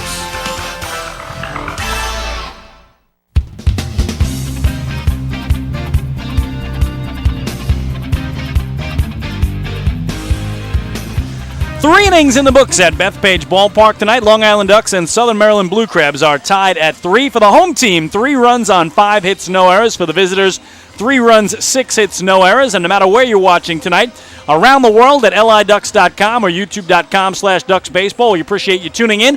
Whether you're a fan of the Long Island Ducks, whether you're watching down in the place they call Crustacean Nation. That's right, Waldorf, Maryland, and the surrounding area. About a half hour south of our nation's capital is where the where the Crabs play their home games. Or if you're just a fan of baseball, we do appreciate you stopping in tonight and checking this one out. A good game, 3-3 after 3.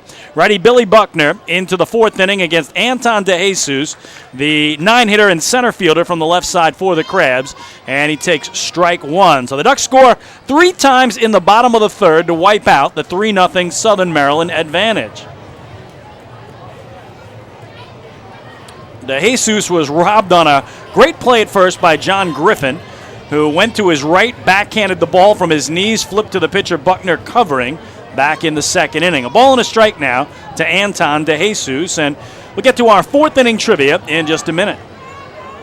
1-1 here is popped up on the infield right side. The second baseman, Reggie Corona, waits for it to drop into his glove. Nice two-handed squeeze for the first out. All right, a bit of a stretch tonight for fourth inning trivia, but stay with me on this one.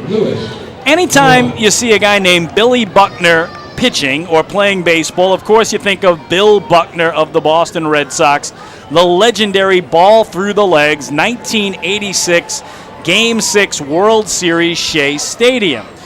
It's going to be something about that as we head down that path. Here's Fred Lewis, and he takes a strike on the outside corner. Lewis 0 for 2 has grounded to first and fouled out to third.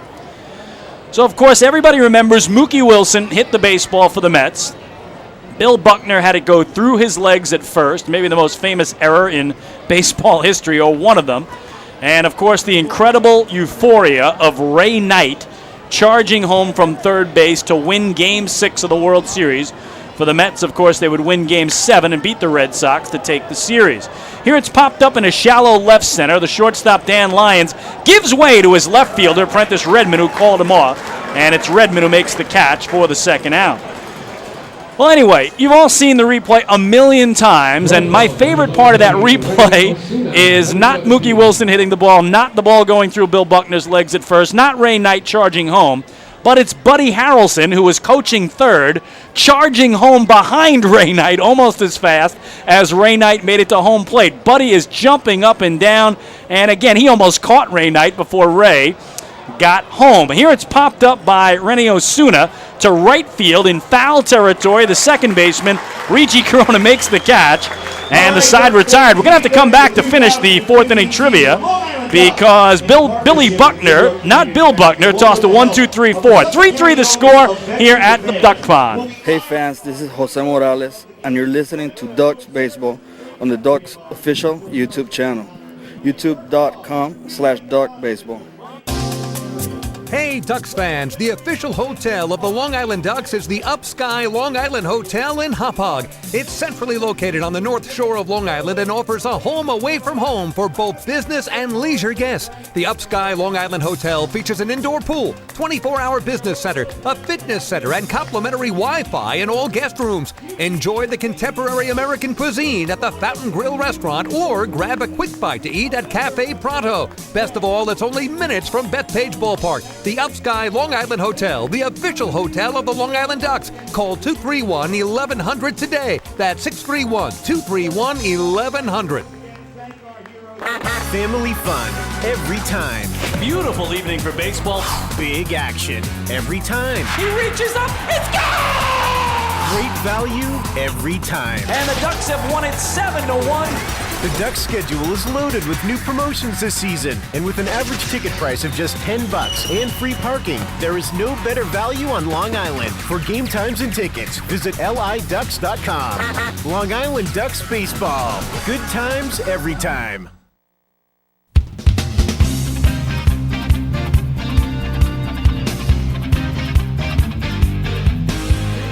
All right, 3-3 game goes to the last of the fourth. We'll try to just get the question out for fourth inning trivia because Billy Buckner made such quick work of the Crabs in the top of the inning. Of course, the Billy Buckner era at first, it is Ray Knight charging home, Buddy Harrelson running down his back as the third base coach from the Mets. But if you've seen that replay, which I'm sure you all have, Buddy is actually wearing number 23, not his familiar number 3. The trivia question tonight for you: which member of the 1986 New York Mets was wearing number 3, not Buddy? Again, it was not Buddy Harrelson. Here's Mike Blank to lead off the bottom of the fourth in a 3-3 game, and righty Brian Grenning, who came in and did an unbelievable job of putting out the fire in that third, stays in there for the fourth, and he misses with ball one. And now he gets strike one on Blank, who grounded into a double play to end the second. The Ducks had the bases loaded with one away, but a twin killing off the bat of Blank kept Long Island scoreless at the time. Here he pops it up in a shallow right center field. The second baseman, Jake Opitz, gives way to the center fielder, Anton DeJesus, who makes the grab for the first out. So again, Buddy charges down Ray Knight's back to score the game-winning run in Game 6 of the '86 World Series, but Buddy wears number 23 in that famous video, who was wearing number 3 for the Mets in the 1986 season.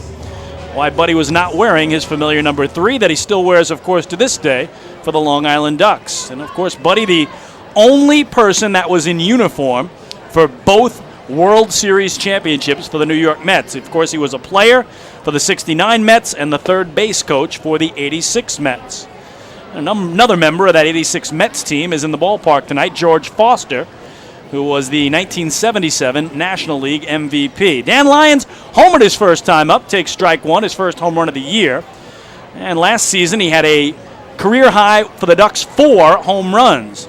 Again, Dan in his 5th year with the Long Island Ducks this year, but those 4 homers were the most he'd ever had as a member of the flock. Here he puts it in the air to center field. Anton DeJesus loping in under it. Nice grab for the second out, both in his glove. So again, think about it if you can think who was wearing 3 for the Mets in 86, and we'll give you the answer in a second here. The order of the Oil Ducks with right fielder number 44, Brian Sabatella, number 44. Brian Sabatella, the 2-out hitter for the Ducks with nobody aboard. Lefty starter Wade Corpy for Southern Maryland tonight. 2 1/3 innings, 5 hits, 3 runs all earned, 3 walks, 2 strikeouts. He allowed a homer through a wild pitch, and of his 56 pitches, 33 of them were strikes. And in a tie game, thanks to Brian Grenning's great work, he will take a no decision. Sabatella has flied to center. Great diving catch by DeJesus in right center to rob him of a hit, and also walked and scored in the 3-run third. 0-1 is slowly hit towards third. Stevenson has to charge, barehand, throw across his body, but not nearly in time to get the speedy Brian Sabatella, who on an infield single has extended his hitting streak to 8 games. So now with 2 away, you really got to expect Sabatella to be running here. The league leader in stolen bases with 15 in 20 tries. And remember, last time he was aboard, he had the lefty Corpy staring right at him. Now he's got a right-hander in Grenning, who of course faces third base. So let's see if Delta Cleary Jr. gives Brian Sabatella a little time to do his thing here. And again, we'll give you the answer to that 4th inning trivia at the start of next inning, so you have a little time to think about it. First pitch, he goes after it and fouls it away high on the third base side. Delta Cleary Jr. has flied to left and struck out looking. He brought in a bunch of streaks that he's yet to extend, a 3-game hitting streak, an 11-game on-base streak, and also a 9-game home hitting streak that is currently the longest of any player in the Atlantic League. So none of those extended yet for the red-hot Delta Cleary Jr. Sabatella draws the throw of Grenning, and he's diving back to the bag under the tag of Zach Wilson. Again, 3-3 game in the bottom of the 4th. Ducks looking to take their first lead with a speedy Sabatella at first as a 2-out runner.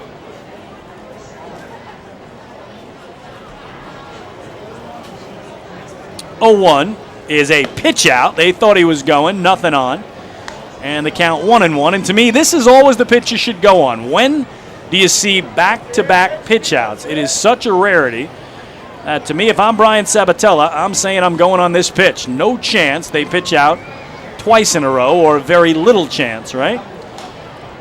What does he do? He goes. The 1-1 is dropped by the catcher, Molina, and it's another stolen base for Sabatella, his league-leading 16th, or are they going to say it hit the bat of Delta Cleary Jr.? No, it just ticked the bat of Delta Cleary Jr. for a strike.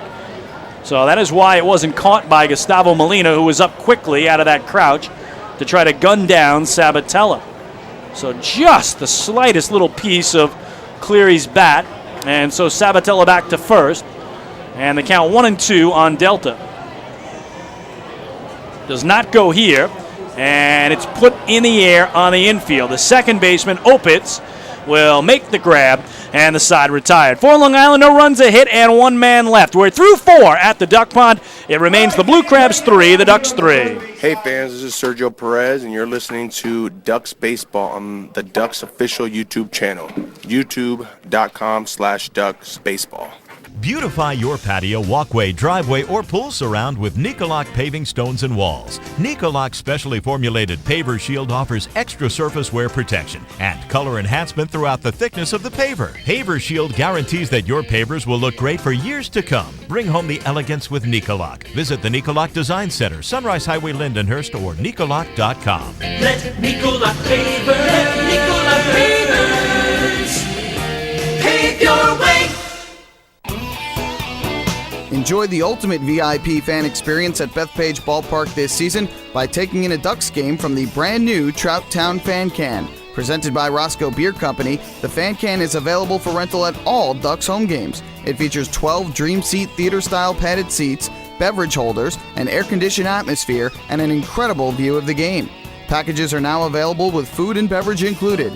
To reserve your Fan Can outing today, call the Ducks Group Sales Department at 631-940-3825. The Trout Town Fan Can at Bethpage Ballpark. Your VIP experience has arrived.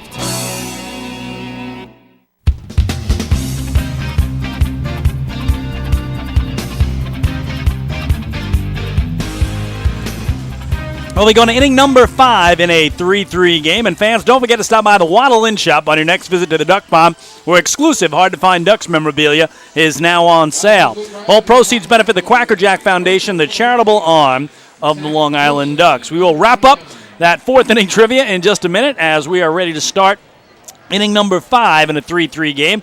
Right-hander Billy Buckner, the starter for Long Island, into his 5th inning of work against Zach Wilson, who's already got a pair of doubles in this game. One to left center, one to right center.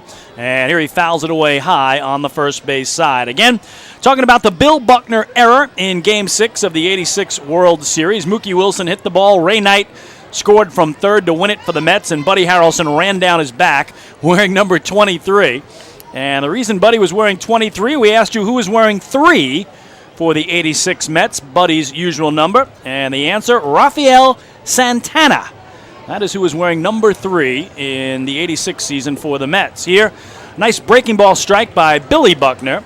And the count 1-2 now on Zach Wilson, who's 2 for 2 with a pair of doubles and has scored a run as well. 1-2, he swings through it. So they say he got a piece held by Mike Blank. And the first strikeout of the night for Billy Buckner is in the books. He gets Zach Wilson swinging. In section 213. So I'll bring up Darrell Ward. Designated hitter number 42, Darrell Ward. Number 42. Ward 1 for 2 with an RBI single to center and a run scored his last time up. Buckner has now retired 5 in a row. Ward rips it into right center field, leaping up at the second baseman Corona, but it's over the extended arm of his glove hand, and second hit of the night for Darrell Ward. Catcher number 23, Gustavo Molina, number 23. So 1 on, 1 out. Here's Gustavo Molina. 1 for 2 with a single his last time through. He's also grounded out the third. Molina 0 for 3 last night with a walk. In a 3-3 game that's reached the visitors' 5th. Billy Buckner misses away, 1 ball and no strikes. Last year we told you Buckner made 1 start in the big leagues with the Padres against the Chicago Cubs. Also pitched at AAA El Paso in the Padres organization. And here a line drive into the glove of Dan Lyons at short. Grabbed it, dropped it, threw to first. They say he held it long enough for an out. And then again threw to first, where alertly Darrell Ward went back, making the right call that it was not a drop on the play where he would have had to go to second. So not a double play, but Ward alertly going back to first, realizing it was ruled a catch. Number 2. So Molina lines out with a second out, Ward at first. And here's Jake Opitz, who hit his 3rd homer of the season. A solo shot to right his first time up and then walked his last time through. And boy, Billy Buckner has found the zone here as he mowed through 3 Blue Crabs in the 4th. Here has retired 2 of the 3 and try to make it another quick inning if he can get Opitz. There's ball 1. So again, Buckner, AAA El Paso in the Padres organization last year, also AAA Nashville in the Brewers organization. Both of those teams in the Pacific Coast League. Here a swing and a miss by Opitz. It's 1-1. But 44 games of Major League experience for Buckner among the Royals, the Diamondbacks, the Angels, and the Padres. 7-12 all-time record in the show for Billy Buckner. He's really settled down nicely after allowing a single run in the second and a 2 spot in the third. John Griffin at first, playing behind Darrell Ward. Not much of a threat to run. 1-1. Swung through. It's a ball and 2 strikes.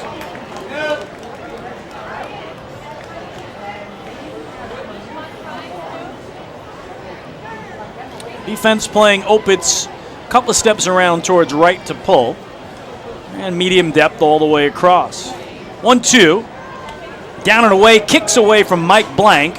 And with that ball going nearly to the backstop, Darrell Ward will get second base.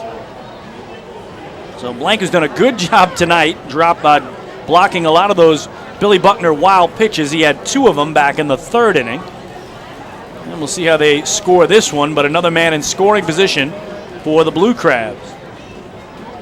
Count 2-2 on Opitz. And a breaking ball, pounded foul down the right field line, and the count holds. So we're going to guess it's the third wild pitch of the game for Billy Buckner. And now we got Deuces Wild with 2 balls, 2 strikes, 2 outs. It is the wild pitch officially on Buckner. He checks Ward at second. His pitch crushed again to right field. Sabatella going back to the track. It's off the track and off the wall. Ward will score. Digging for second is Opitz. He's got an RBI double, and Southern Maryland's back on top, 4-3. Boy, is Jake Opitz tattooing the ball tonight. So his second run batted in of the game. He came in with just 4 RBIs on the season. Number 24. So Opitz now 2 for 2, a walk, a double, a homer, a run scored, and 2 knocked in. Here's Casey Stevenson, and he takes down for ball 1. Stevenson reached on an infield single and was hit by a pitch. So Southern Maryland back in front here, 4-3 in the top of the 5th. 1-0 is popped up down the left field line, out of play. A ball and a strike now to Casey Stevenson. Stevenson spent 5 years in the Yankees organization, going from single A through triple A, but never getting a chance to play in the Bronx.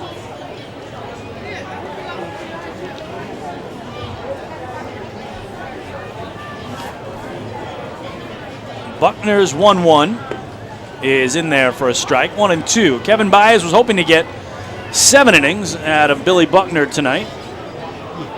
Unofficial pitch count, though, is approaching 90 here. So, again, Buckner's 4th start as a Duck. He's increased his innings each time, but this one is really hit hard down the right field line into the wall by Stevenson. Opitz will score. Stevenson digging for second, and he's in there standing. Another RBI double, and it's now 5-3 Southern Maryland.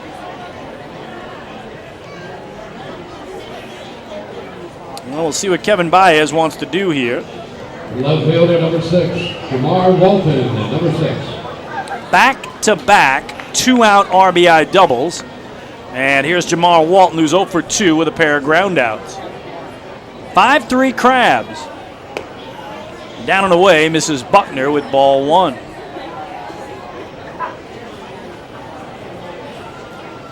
So again, up over 90 is the right-hander as far as pitch count is concerned.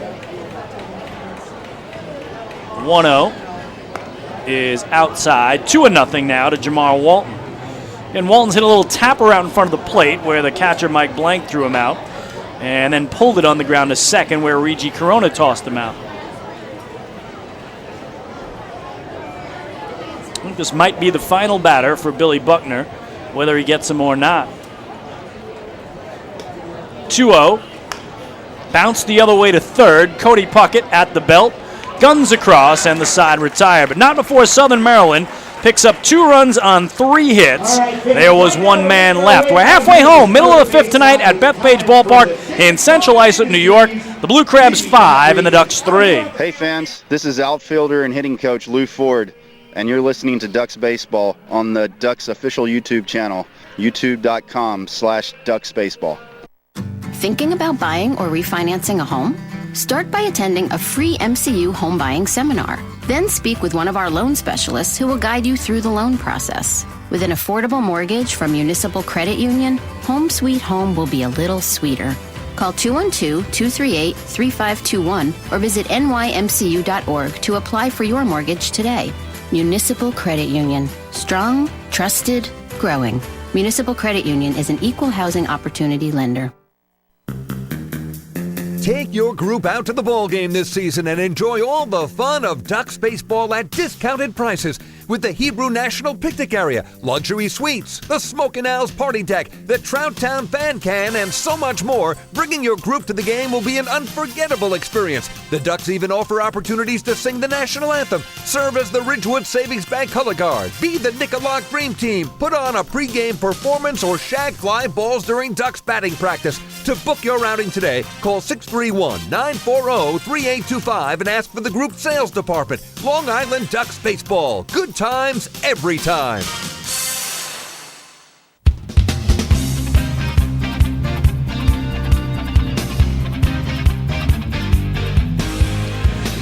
Well, a 5-3 game in favor of Southern Maryland heads to the home 5th, and Brian Grinning remains out there into his 3rd inning of relief for the right-hander. Lou Ford, Cody Puckett, and John Griffin scheduled to hit for Long Island, 3-4-5 in the Kevin Baez order. It starts with Ford, 1 for 2 tonight, with an infield single and a run scored. Again, earlier today, Lou Ford promoted from hitting coach to bench coach, so a big day for Lou. First pitch to him is a strike from Grinning, and the count 0-1. On the out-of-town scoreboard, doubleheader in York. The Revs take the first game from the Barnstormers 3-2, that in a 7-inning affair. They are still playing what was supposed to be a 7-inning game in Somerset County, New Jersey. 0-1 is outside here, 1-1 to Ford. Patriots trailed that game 6-4 going into the bottom of the 7th, but tied it 6-6, and that game is now in the bottom of the 9th. Camden and Somerset tied in Bridgewater, New Jersey, as they play on first of a twin bill. Ford takes one on a check swing. They appeal to first, and Fred DeJesus says he went around. So they count 1-2 now on Lou. Game 2 in York has reached the bottom of the 1st inning. Lancaster, who dropped the opener, lead the nightcap 3-0. Ford skies it to center field. Anton DeJesus going back at the track, at the wall, and makes an amazing over-the-shoulder catch.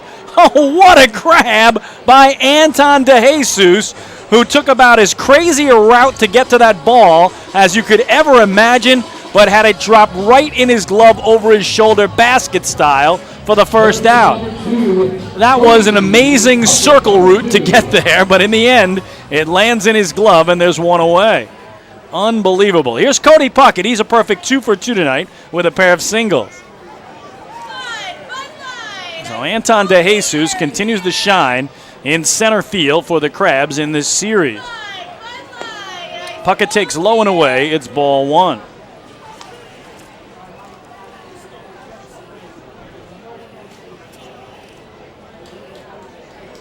And Puckett came in just a couple of hits back of Brian Sabatella for the league lead. Cody came in with 51 hits, second. Sabatella was first with 55. Sabatella has 1, so he's at 56. Puckett has 2. That means he's at 53. So he's closed the gap a little bit. Fouls one back, and the count 1-1. And this one hit him. Ooh, looked like it got him on the left arm. And for the 3rd time tonight, Cody Puckett aboard. And it means that John Griffin, coming to bat, will be the tying run at the plate.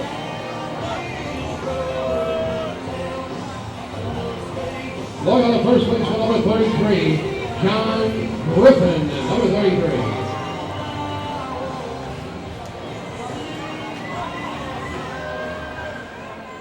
It's a big spot again for Griffin. He came through with a big 2-run double to tie this game back in the 3rd. So Griffin now just 1 RBI back of Lou Ford for the league lead. Lou's got 36, John's got 35, and here Grinning misses up and in. It's ball 1 to John Griffin. who also struck out swinging back in the second. He's 1 for 2 with the 2 runs batted in. Puckett, the 1-out runner at first. Ducks down a pair here in the home 5th. And there's a strike. It's 1-1. Again, Long Island comes in on an 8-game winning streak, the 6th longest winning streak in franchise history. 1-1 is a strike. It's 1-2. They've had a pair of 9-game winning streaks, one in 2011, one in 2008. A 10-game winning streak way back in 2001, the second season of Ducks baseball. An 11-game winning streak in 2002. And they won 12 straight, the franchise record, in 06. Here, Grinning misses away, and it's 2-2 now to John Griffin. So again, 6th longest winning streak in team history, longest winning streak in 4 years, and right now they trail by 2 in the 5th inning. Throw over to first, and Cody Puckett back. Ducks have been perfect in June. They are 8-0 in the month of June. Their last loss, May 31st.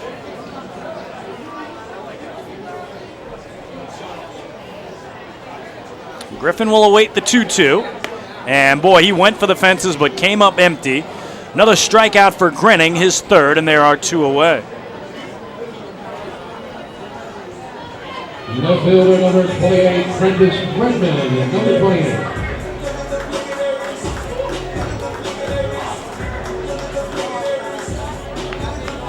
So can Prentice Redmond pick him up? He has walked and struck out looking. He's 0 for 1. Cody Puckett now that 2-out runner at first for Long Island. Ducks trailing 5-3 here in the home 5th. Well hit to left field. Jamar Walton going back to the track near the corner, and that ball is gone! A 2-run homer to left for Prentice Redmond, his 2nd of the season, and he has tied this game at 5. Steps on third, gets the low 5 there from Kevin Baez, makes his way to the plate where Cody Puckett, who scored before him, will greet him. Brand new ball game, 5 aside in the 5th.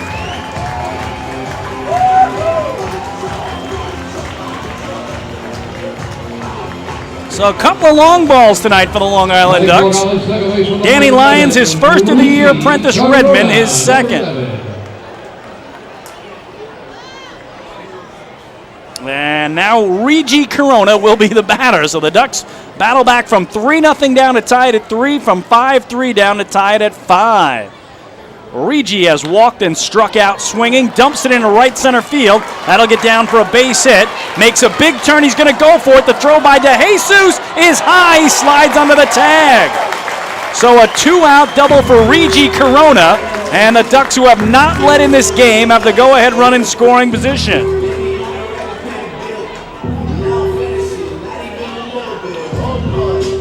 Long Island catcher, number 9, Mike Blank, number 9. So Mike Blank, who's 0 for 2, he's flied to center and grounded into a double play. A chance with a base hit to give Long Island their first lead of the night. What a game this has been. Ducks 5 runs on 8 hits. Crabs 5 runs on 9 hits, and we're only in inning number 5. So last night, the tight taut 2-1 thriller. Tonight, arena baseball, if you will. 10 runs and 17 hits on the board in the 5th inning. It's strike 1 against Mike Blank. Brian Grinning, the righty, working from the first base side of the rubber. Checks Corona at second. And this one in new center field for a base hit. It drops in. Turning third is Regi Corona. Here's the throw from DeJesus. Not in time. He slides home. Mike Blank has an RBI single that gives Long Island their first lead. It is 6-5 Ducks here in the last of the 6th. 5th. Check that.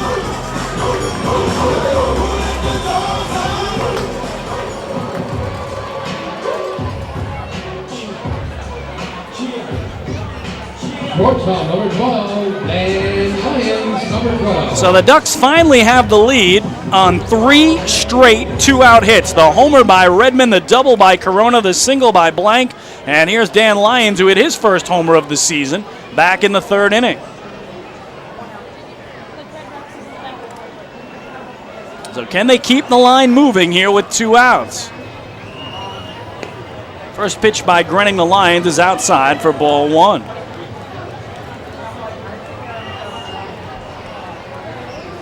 So a 3-run fifth for the Ducks to give them the lead at 6-5 Long Island. The 1-0 with Blank going. The throw down by the catcher is not in time. They say he got around the tag of Jake Opitz. Stolen base for Mike Blank, his first of the season. He had tried one and been caught stealing.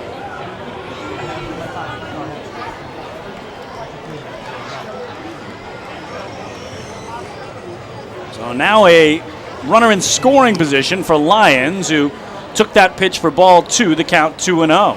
6-5 Ducks in the fifth. Grenning's pitch popped up down the right field line. A long run for everybody. Fred Lewis, the right fielder, over, but it's a couple of rows in deep. And a long strike one on Dan Lyons. Again, we are expected to be joined by George Foster next inning. So as soon as the Ducks are done hitting here, the 1977 National League MVP with the Cincinnati Reds, part of that Big Red Machine, two-time World Series champion George Foster, who is in the ballpark tonight, is expected to join us for inning number 6. That will certainly be a treat. Got a chance to chat with him earlier tonight. Very happy to be out at the ballpark here in CI. A 2-1 coming to Lions. And that outside, 3 balls and a strike.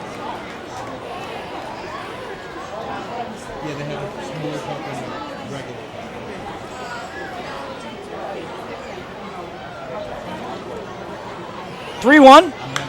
Well hit to center field. Anton DeJesus racing back to the warning track. He won't get it. It's over his head and off the wall. Mike Blank will score an RBI double for Dan Lyons and a 7-5 Long Island lead here in the fifth.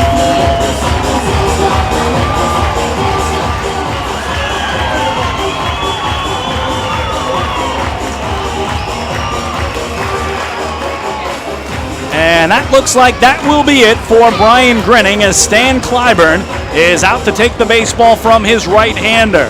The Ducks have put up a 4 spot here in the fifth. They lead it by 2. Third pitcher of the night due for the Blue Crabs when we return. Hey fans, this is pitching coach Marty Jansen, and you're listening to Ducks Baseball on Ducks official YouTube channel, youtube.com/DucksBaseball. North Shore LIJ Southside Hospital in Bayshore is the healthcare heart of our community. We provide outstanding healthcare right here at home with centers of excellence in cardiology, orthopedics, neurosciences, women's health services, and much more. Experience counts, and North Shore LIJ Southside Hospital has been around for nearly a century of care.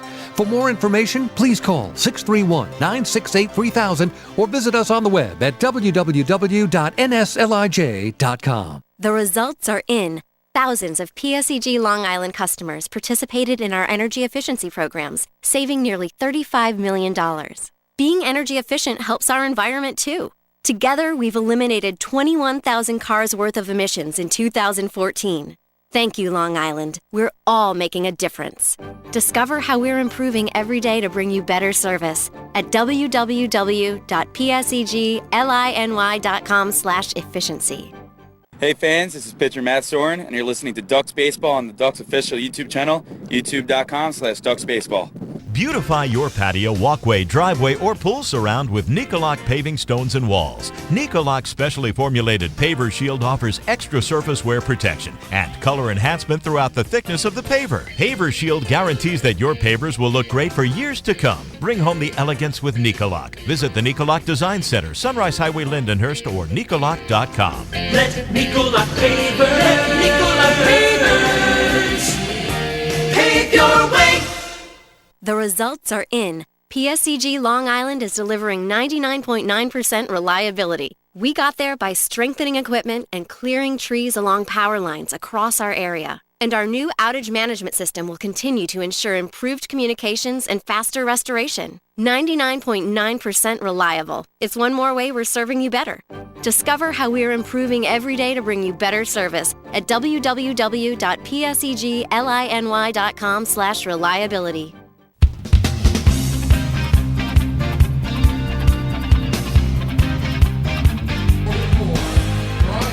Well, the Ducks with 4 in the inning. They lead it 7-5 here in the bottom of the 5th. Their first lead of the game, and the third pitcher of the night is in for Southern Maryland, the left-hander Trey Barham. So Barham in to face Brian Sabatella at the top of the order. Lefty pitcher, righty hitter. At second base is Dan Lyons, who is 2 for 3 in the game now with a double, a homer, a run scored, and 2 batted in. So big night for the Ducks. They now have 10 hits and 7 runs on the board. It's strike 1 to Sabatella, 1 for 2 tonight with a walk, a single, and a run scored. Ducks again came in having scored 51 runs in this 8-game winning streak. Tack on at least 7 more, and certainly hope they're only in the 5th inning. Foul ball here, and it's 0-2 on Sabatella. Barham, the 29-year-old southpaw from Norfolk, Virginia, 6 foot tall, 215 pounds. Reached as high as AAA in his affiliated career. 0-2, he's in front of Sabatella. And a little tapper. They're going to say foul at home plate, and the count holds.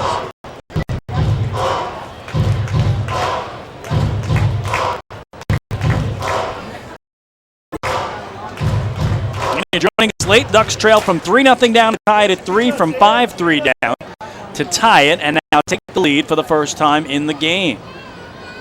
And all of that with Billy Buckner, still the pitcher of record for Long Island, although I think his night is done. 0-2, way up letter high for ball 1. A very long home 5th inning as Grenning gave up 4 straight 2-out hits. The Redmond homer, the Corona double, the blank single, the Lions double. And that was the end of the night. 1-2 will be delayed here as Barham will spin off and bluff Lions back to second base. Brian Sabatella, the 8th man to hit here for the Ducks in the home 5th.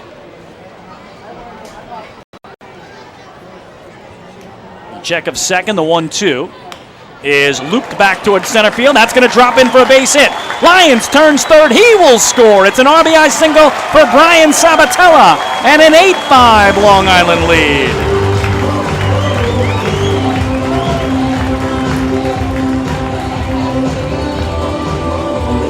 So the Ducks have batted around for the first time in the game as Delta Cleary Jr. will be the 9th man to swing here in the home 5th. Center fielder number 5, Delta Cleary Jr., number 5. So Sabatella's second hit of the night. And a quick check of the score sheet. Yes, Delta Cleary Jr., the only Duck without a hit in this game tonight. Last night, John Griffin, the only hitless Duck. Tonight it's Delta. He's 0 for 3. Let's see if he can change it here. The Ducks now with 5 consecutive 2-out hits. Again, they had 2 outs and a man at first when this whole thing began with Apprentice Redmond 2-run homer.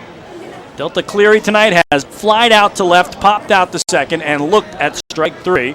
Here he takes strike 1. Sabatella, the 2-out runner at first. Again, the lefty Barham stares him down and now throws over.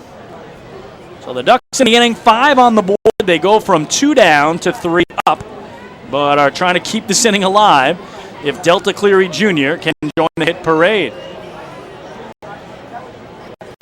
0-1 is slapped first base side, 0-2. 5 runs on 5 hits and a hit batsman.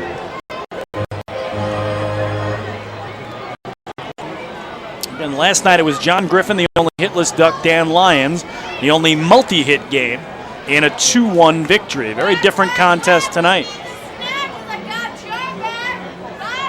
0-2, way up and outside. Nice backhand by Gustavo Molina. So Trey Barham, the 3rd pitcher of the night. Wade Corpy started it, went 2 1/3. Brian Grenning looked great in his first 2 innings and then fell apart here in his 3rd. 1-2 is bounced towards second. Opitz will shovel to short just in time to get Sabatella and the side retire, but not before before the Ducks send 9 men to the plate. In the bottom of the 5th, they bat around, scoring 5 runs on 5 hits and leading 1. 5 complete tonight at Bethpage Ballpark in Central Islip, New York. It's now the Long Island Ducks 8 and the Southern Maryland Blue Crabs 5. Hey fans, this is left-handed pitcher Carmine Giardina, and you're listening to Ducks Baseball on the Ducks official YouTube channel, youtube.com/DucksBaseball. The results are in. PSEG Long Island is delivering 99.9% reliability. We got there by strengthening equipment and clearing trees along power lines across our area. And our new outage management system will continue to ensure improved communications and faster restoration. 99.9% reliable. It's one more way we're serving you better. Discover how we're improving every day to bring you better service at www.psegLiny.com/reliability. M&V Limousines is the official bus company of the Long Island Ducks. Family owned and operated, they've been in the business for over 23 years. M&V Limousines offers coach buses with Wi-Fi and restrooms, party buses, exotic limousines, and so much more. Whether you're looking for transportation for weddings, proms, corporate outings, or long-distance trips, they've got the right vehicle for you. Visit their showroom in Comac or check them out online at mvlimo.com. M&V Limousines, the official bus company of the Long Island Ducks.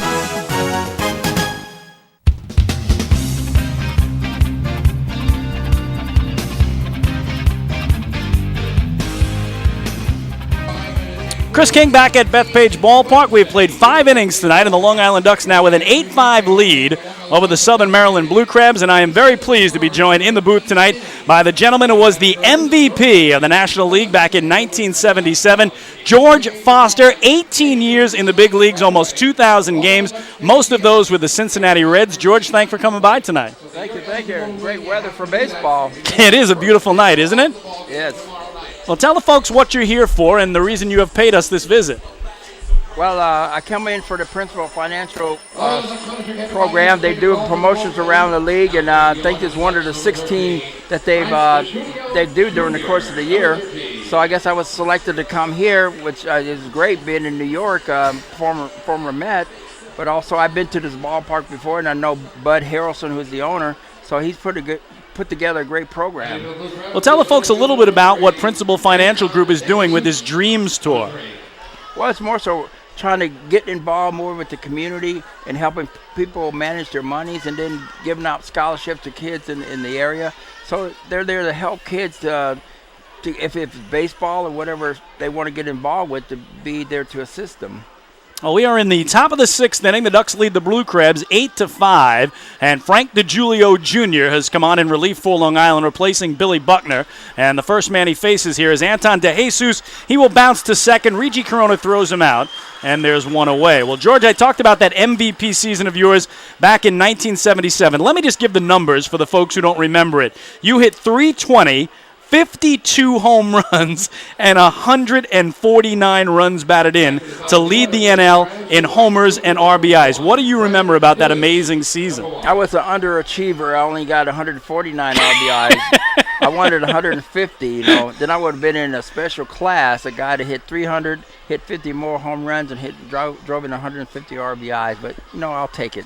Well, do you remember that final game? Did you have a chance to get that 150th RBI, or was it there for you?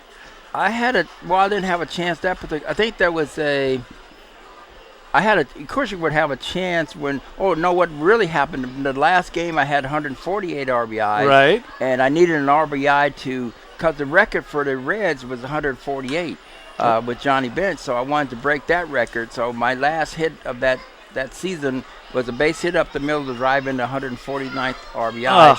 So now I have hold the record for the Reds. Unbelievable. Of course, George, you're a big part of the big red machine here as Fred Lewis has a one-out single to left, and Renny Osuna will be the batter. Tell me about those back-to-back World Series championships. In 75, you beat the Red Sox. In 76, you beat the Yankees. Well, the one that really bothered me more so is the 72 one that we lost against the Oakland A's. And I think that really gave us more incentive when we did get back in the World Series playing the Red Sox. But the Red Sox, they didn't show us any respect. Wow. We had to go 7 games, but we thought we were going to beat them easily with Jim Rice being hurt. But they were a tougher foe than we realized. And then beating the Red Sox in 7, it gave us more incentive to play harder when we played the Yankees in 76. So it was a well-fought 2 World Series championship, and thus far we're the only team in the National League to win back-to-back championships. Everybody talks about that big red machine. Do you think they were one of the greatest teams in baseball history? I feel so. You look at each individual. Is that how many Hall of Famers do you have from that particular team? Another guy that should be in the Hall of Fame, Pete Rose, and once he's reinstated, he has a good chance of getting there. But with Joe Morgan winning 2, Johnny Bench, as far as being MVPs, winning 2, and Pete Rose and myself, so we won 6 MVPs in that organization. Wow. So we always were striving for excellence. Well, you brought up Pete. I got to ask you, I know he's back now at least working in baseball. Do you think he should be admitted to the Hall of Fame? I feel he should be. I mean, in every other field in life, people have been exonerated, except in baseball. So I just hopefully that the commissioner, even if he reinstates him, it gives him an opportunity to get more involved with. I would put him in the commissioner's office because he's great for the game of baseball. Well, he mentioned Buddy. Of course, you went on to the New York Mets for a couple of years, traded from the Cincinnati Reds to the Mets. What is your relationship like with Buddy, and what do you remember about playing alongside Buddy when Buddy was coaching there? Well, Buddy was a great baseball man, and I liked his aggressiveness, and he knew the game, and he wanted the guys to be aggressive out there. And that really helped guys that like a Mookie Wilson or Dystra who would steal a lot of bases. But having somebody there who knew the game, and it was a good leader. We're talking with George Foster, the legendary Cincinnati Red and the MVP in the National League back in 1977. 1977. Yeah, Ducks here with a 8-5 lead is down looking as Renny Osuna for the second out of the inning. Fred Lewis at second with 2 away. And George, in our booth, we have a picture to my left of Gary Carter, the former New York Met who managed here for the Long Island Ducks in 2009 for 1 season before tragically passing away a couple of years back. What do you remember about playing alongside Gary as a member of the Mets? Well, they call him the kid, and he played like a kid as far as have that enthusiasm. He's a great teammate, great person. Of course, it was a tragedy what things that did happen for him, and especially with his family and with his daughters. But he's a great human being, and he did a lot for the game of baseball. Well, this one fouled away by Zach Wilson. Again, the Ducks with an 8-5 lead here in the top of the 6th inning. And tell the folks what you're up to these days. Well, I'm in Cincinnati area. I work with inner city kids and military kids, teaching them life skills through baseball and just getting involved with them, trying to impart the knowledge I knew about the game of baseball to them, and hopefully it'll help improve their game. They can go to a higher level if it's college or pro ball. But just imparting things that I knew that helped me to become a better player and a better person. I've seen the kids' faces here, George, tonight. They just light up when they see you. They really do. Well, the parents are, yes. Relaying to them, when I was your age, So, but it's great to see young people out here watching the game, and because they're the future of the game, but it's really great seeing them out here. Well, here Frank DiGiulio drops in a breaking ball. He gets Zach Wilson looking, and the side retired. So the Ducks lead at 8-5 as we go to the last of the 6th. George Foster, I want to thank you so much for stopping by here tonight, again as part of the Principal Financial Group Dreams Tour. Thanks for sharing some great memories and doing some great work here tonight at the Duck Pond. I appreciate it, and I'd like to tell people never stop improving. Never stop improving. When those words come from George Foster, they carry extra meaning. Again, the Ducks lead at 8-5 as we go to the home 6th. Hey fans, this is outfielder Eric Komatsu, and you're listening to Ducks Baseball on the Ducks official YouTube channel, youtube.com/Ducks Baseball. James Simmons is going back. He is looking up, and on Park in the Park Night, that one is gone and reaches a kennel in Central Islip. That was another home run for the Ducks. And Duck fans, what's more fun than a home run that helps the Ducks win a game? How about a homer that helps the community win? Chappie's Funeral Home and the Long Island Ducks have once again teamed up for the Chappie's Home Run Challenge. If the Ducks hit 100 homers this season, Chappie's Funeral Home will donate $5,000 to the Quackerjack Foundation. So every time a Ducks hitter goes deep this season, watch for the Chappie's Challenge home run count on the scoreboard. And if we reach 100, we're all a winner. Chappie's Funeral Home, where caring for others is a family tradition. Can't get enough of the Long Island Ducks? Well, now you can get even more inside info on your favorite hometown team through Facebook and Twitter. The Ducks are constantly updating fans through social media with scores, transactions, ballpark promotions, and much more. You can even win great prizes. All you'll need to do is make a free account on Facebook and Twitter, and then visit us at facebook.com/LIDucks and twitter.com/LIDucks. Think you're Long Island's biggest Ducks fan? Get connected now.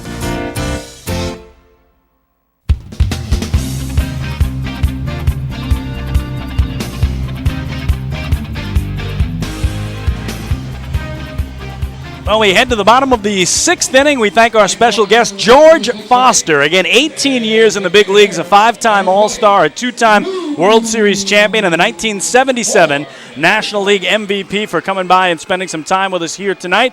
And Lou Ford to lead off the bottom of the 6th for Long Island. Ducks have an 8-5 lead, and lefty Trey Barham, who came in to close out that 5th, starts the 6th inning with Long Island leading by 3. So again, to recap, in that top of the 6th inning for Southern Maryland, facing Frank DiGiulio Jr., the reliever in for Long Island, it was Anton DeJesus grounding out to second. Fred Lewis reached on a single to left, but then back-to-back strikeouts by DiGiulio Jr. of Rennie Osuna and Zach Wilson both looking, sending us to the bottom of the 6th, with the Ducks still leading it by 3. Lou Ford at 2-0 takes it down the right field line. That is a fair ball. It'll roll into the corner. Lou turns first, digging for second. It'll be up there standing. And for Lou Ford, his league-leading 15th double of the season.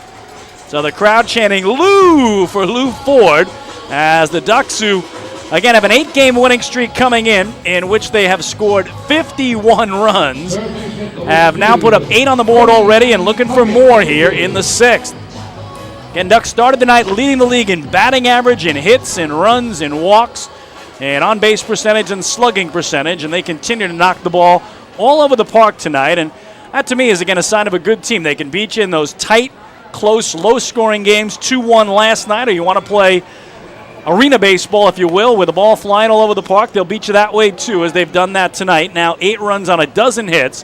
And here's Cody Puckett, who's 2 for 3 and has scored a run. He's been aboard all 3 times, hit by a pitch his last time up. 0-1 is taken the other way into right center field for a base hit. Lou Ford had to hold to make sure it was going to get down. And now the Ducks set up with runners at the corners and nobody out for John Griffin. 3rd hit of the night for Cody Puckett. Going on the first base, number 33, John Griffin, number 33. So John Griffin tonight had a 2-run double back in the 3rd that tied this game at 3. He has surrounded that with a pair of strikeouts. And again, it does strike out quite a lot. 53 strikeouts on the year now, 4th most of any player in the Atlantic League. Thought about it, laid off it, and the lefty Trey Barham misses low and in with ball 1. Ford at 3rd, Puckett at 1st, nobody out for big John Griffin. 1-0 is low and away, 2-0 now to Griffin. Griffin last night had his 5-game hitting streak come to an end. Also had a 12-game on-base streak end as well, but big double here tonight to knock in 2. And again, sits 1 RBI back of Lou Ford for the league lead. And how ironic, Lou Ford's at 3rd, so if he drives him home, he ties Lou for the league lead in ribbies. He's at 2 balls and a strike. And he takes up and away, 3-1. Bottom of the 6th, Ducks trying to add to an 8-5 lead. A win tonight gives them the longest winning streak this year in the Atlantic League at 9. 3-1. Popped up down the right field line. A long run for Fred Lewis. Over in the foul territory, he makes the catch. Both runners are going to tag. Lou Ford will score. It's a 9-5 game in favor of Long Island. And John Griffin has just tied Lou Ford for the league lead in RBIs with his 36th of the year.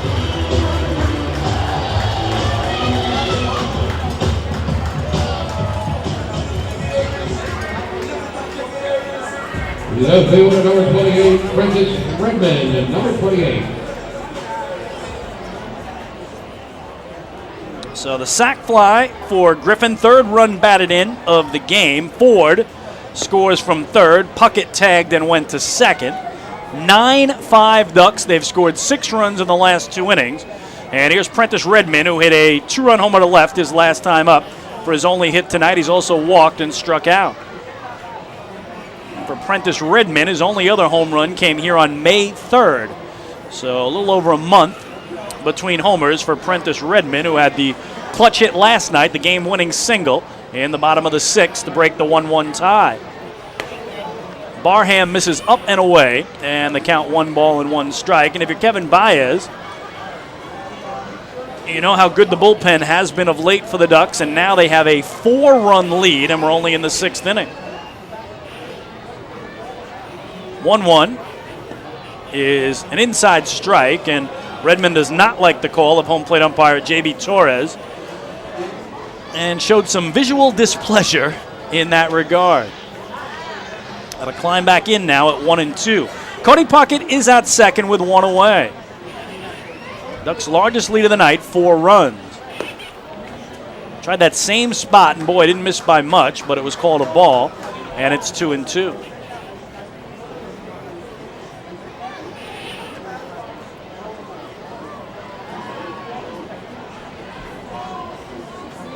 Barham, the lefty, set at the letters. Check of second. And a bouncing ball foul at the plate, and the count holds. This is just incredible. The Somerset Patriots hosting the Camden River Sharks tonight in a doubleheader at TD Bank Ballpark in Bridgewater, New Jersey, a game that was scheduled for 7 innings. Patriots trailed it 6-4 going into the bottom of the 7th. They scored 2 to tie the River Sharks at 6 in the bottom of the 7th. The first game of the doubleheader still going on now in the 11th inning. It was only scheduled for 7. They've got a whole nother 7-inning game to play after it.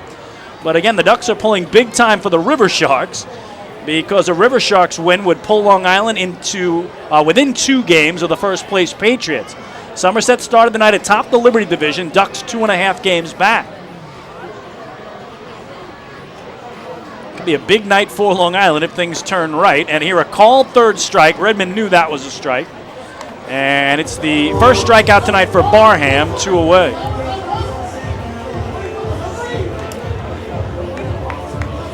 Ducks second baseman, number 11, Regi Corona, number 11. So I'll bring up Regi Corona. Brian Grenning, who would stand to be the loser for Southern Maryland tonight, went 2 1/3. He allowed 5 hits, 5 runs, all earned. No walks and 3 strikeouts before being replaced by Barham. Corona doubled to right center his last time up. He's also walked and struck out swinging. 9-5 Ducks in the home 6th.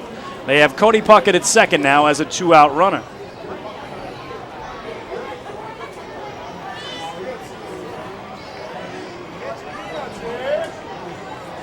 Barham's 0-1. Ripped into left field for a base hit. Puckett will turn third. Kevin Baez going to send him. Here's the throw by Jamar Walton. Not in time. He airmails it home. Taking second on the throw is Corona, but Regi's got an RBI single, and it's double digits for the Ducks. They lead it 10-5.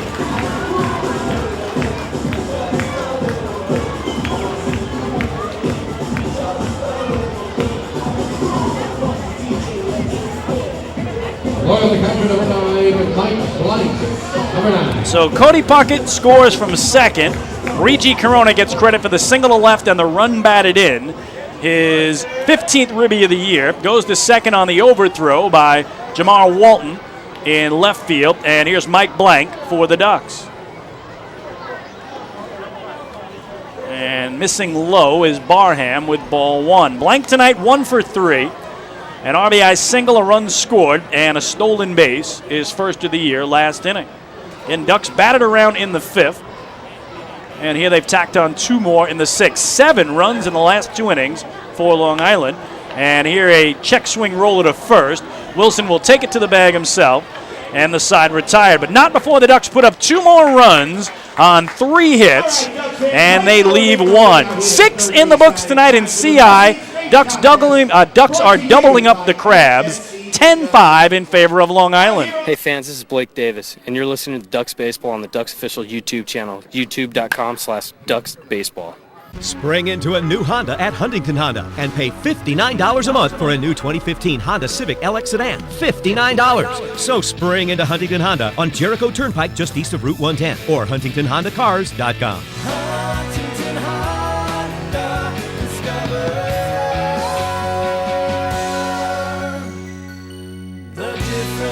Auto 24-month lease, total due at inception. Civic $31.90 includes bank fee, first month's payment, no security deposit. Taxes, DMV, title fees extra with excellent credit through HFS. Have your birthday at the ballpark this season and celebrate with the flock. Kona Ice birthday party packages with the Long Island Ducks are now available. Each package includes 10 box seats, a commemorative birthday t-shirt and autographed baseball, a pizza and Kona Ice party in the Hebrew National Picnic area, and so much more. Best of all, the birthday child will stand on the dugout while the entire crowd sings happy birthday. Reserve your party today by calling the group sales department at 631-940-3825.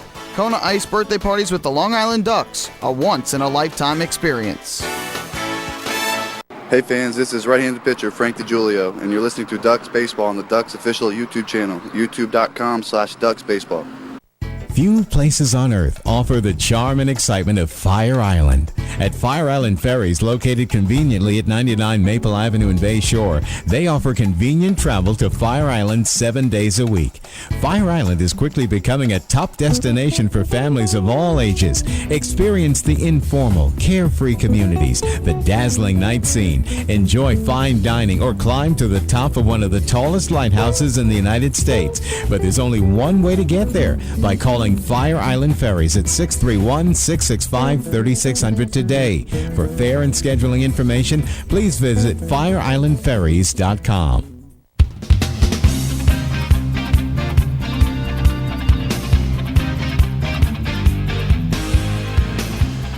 Well, 6 innings in the books tonight at Bethpage Ballpark. Long Island Ducks with a 10-5 lead now over Southern Maryland, a game they trailed 3-0 and 5-3. The Ducks 10 runs, 14 hits, no error. The Crabs 5 runs, 10 hits, no errors. We thank you so much for tuning in to Ducks Baseball, making us a part of your Tuesday evening entertainment, no matter where you're listening tonight, at liducks.com or, of course, at youtube.com/DucksBaseball. Third pitcher of the night is in for Long Island, and he is the left-hander, Patrick Kreider. So Patrick Kreider replaces Frank DiGiulio Jr., who worked 1 inning. It was the 6th. He allowed 1 hit, no runs, no walks, and struck out 2. So Patrick Kreider next up for the Ducks. We'll give you the final 9 on starter Billy Buckner in just a second, but here is Darrell Ward, the cleanup man, to lead it off for the Crabs in the visitors' 7th. Missing inside is Kreider with ball 1. Again, Billy Buckner was the starter tonight for Long Island. He went 5 innings, allowed 9 hits, 5 runs all earned, 1 walk, 1 strikeout, gave up 1 home run, and threw 3 wild pitches. 1-0 is a beautiful breaking ball for a strike, 1-1. 94 pitches total tonight for Buckner, 57 strikes, and again in his home debut, the Ducks scored 5 for him in the bottom of the 5th to turn him from a possible loser into a possible winner. So Buckner, who came in 1-1, again, had pitched 3 times on the road home debut, looking to take a victory if the Ducks can hold the 5-run lead the rest of the way. Ball 2 here to Ward, who's had a great night. He's 2 for 3 with a pair of singles, a pair of runs scored, and a run batted in. 10-5 Ducks as we start the 7th. 2-1 here is a strike to even things up on Ward.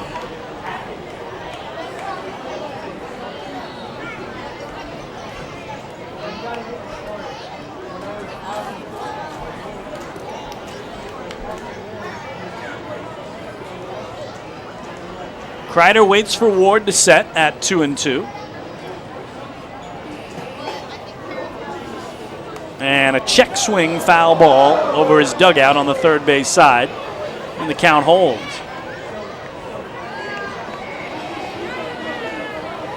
Ducks now with 61 runs scored on 101 hits in the last 9 games.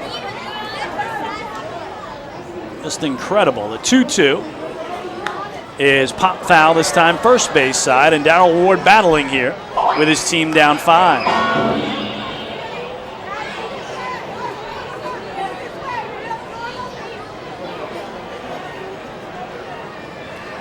Bunch of youngsters below me between the 100 and 200 levels getting set to sing God Bless America between innings. Their parents are already flashing away with the cell phone cameras trying to get the great picture of them singing the 2-2. Is a broken bat roller to the right side. Regi Corona, the second baseman, a soft toss to first, and Ward gone 4-3 for the first out. Those youngsters are from Marion G. Vetter Elementary School in North Babylon, and they will do God Bless America at the 7th inning stretch. Well, we told you a little about the Ducks bullpen. Coming in, Ducks relievers had allowed just 6 earned runs in 48 1/3 innings of work, giving them a 1.12 ERA in that span. Here's Gustavo Molina, 1 for 3 in the game, and he skies it to left field. A moon ball, still on the infield actually, for Dan Lyons, the shortstop. Two-handed grab for the second out.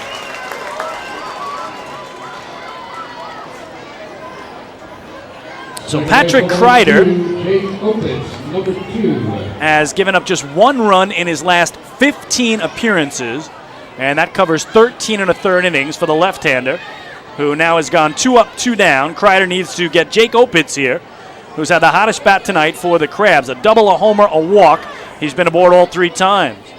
Takes it to left center field. Long run for everybody. They're not going to get there. Oh, a diving attempt by Prentice Redmond came up just short. And Jake Opitz has his 3rd extra base hit of the game. Wow, been aboard all 4 times now with 2 doubles, a homer, a run scored. Check it, 2 runs scored and 2 knocked in. So Jake Opitz coming in at 169 for his batting average. Again, he was 1 for 23 in his last 8 games. He's got 3 hits tonight, all for extra bases. That was actually a real nice diving attempt by Prentice Redmond, the left fielder, in the alley, but he just came up short. So Casey Stevenson, who's also been aboard all 3 times tonight on a single, a double, and been hit by a pitch, stands in. Top of the 7th, Ducks with a 10-5 lead. Long Island trying for their 9th straight win, which would be the most consecutive wins of any team in the Atlantic League this year. Southern Maryland, the only other team with an 8-game winning streak. They did that back from May 7th through May the 14th. Kreider misses, and it's 1-0.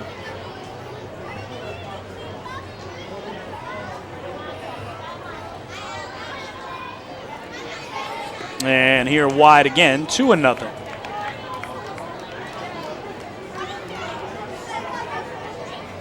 Kevin Baez telling me that Amalio Diaz, who got the save last night, worked in his 3rd consecutive game. He is normally the setup man, but he would get the night off.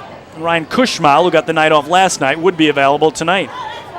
2-0 is down and away, and it's 3-0. So Nick Struck, who worked out of that amazing jam last night, and a 1-run game favoring Long Island. Krabs got the leadoff man to 3rd with nobody out and could not get him home. Certainly a possibility to pitch in the 8th inning. And then you have to see if Kevin wants to go to his closer if the Ducks extend the lead even more. Lead is 5 right now. The 3-0 is ball 4 and a 4-pitch walk. First of the night for the left-hander. It's the 2nd for Ducks pitchers. Left fielder, number 6, Jamar Walton, number 6. Well, Jamar Walton, the 8-hitter, and Anton DeJesus, the 9-hitter, are a combined 0 for 6 tonight with 5 groundouts. Walton is 0 for 3, having 3 times grounded out in the game. Big spot, though, here. 2 on, 2 out. He takes it out of the yard. The Crabs are within 2. Takes it low and away, and the count 1-0. Walton on the season, just 1 home run. Did have a double last night, the only extra base hit by anybody on the Ducks or the Crabs. So Kreider, 5 straight balls now.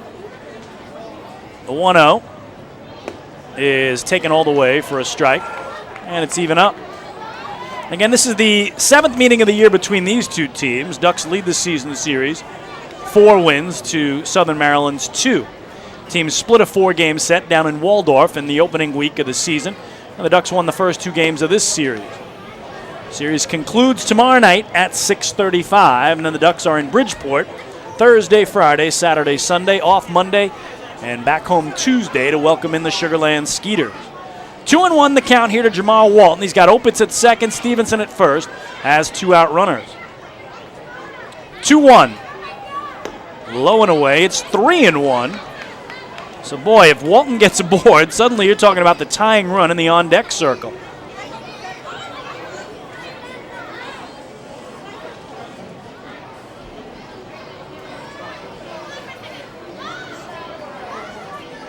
Big pitch here for Kreider. And he walks Stevenson on 4 pitches. 3-1. Low, ball 4, and the bases are loaded.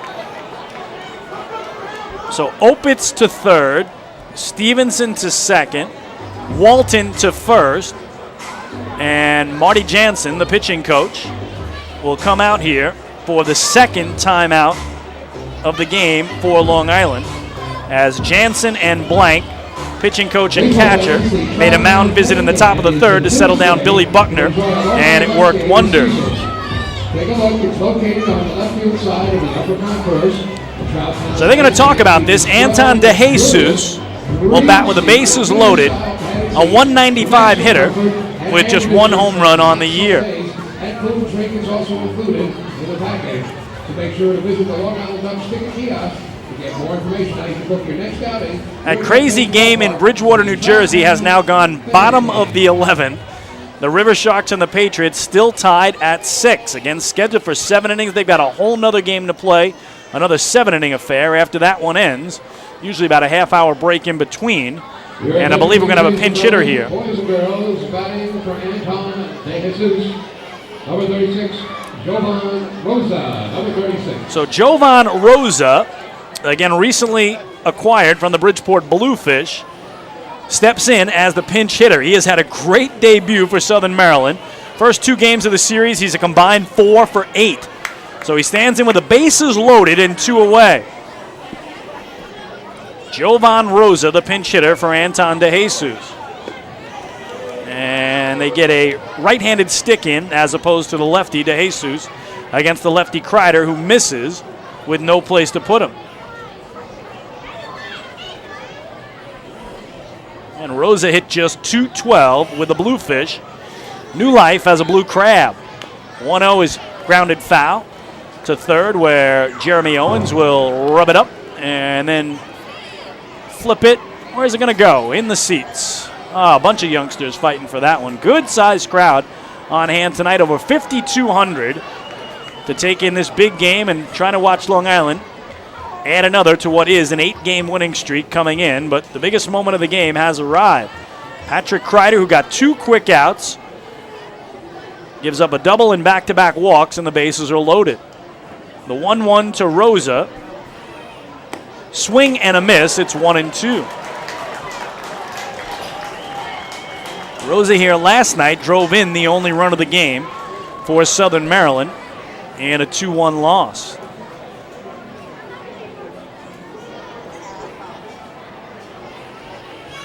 Kreider, the lefty from the first base side of the rubber, will deal 1-2. Breaking ball, pounded foul down the left field line, and the count holds. Youngsters again anxiously waiting to do God Bless America. It looked like it was going to come a lot sooner than it eventually will. But Patrick Kreider just trying to hang a 0 here and not give any life to the Blue Crabs, who trail at 10-5 in the visitors' 7th.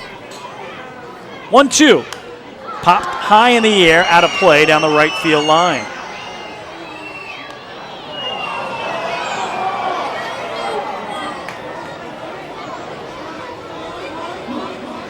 "15 runs, 25 hits in the game, and no errors for either side." And calling time at the plate is Jovan Rosa.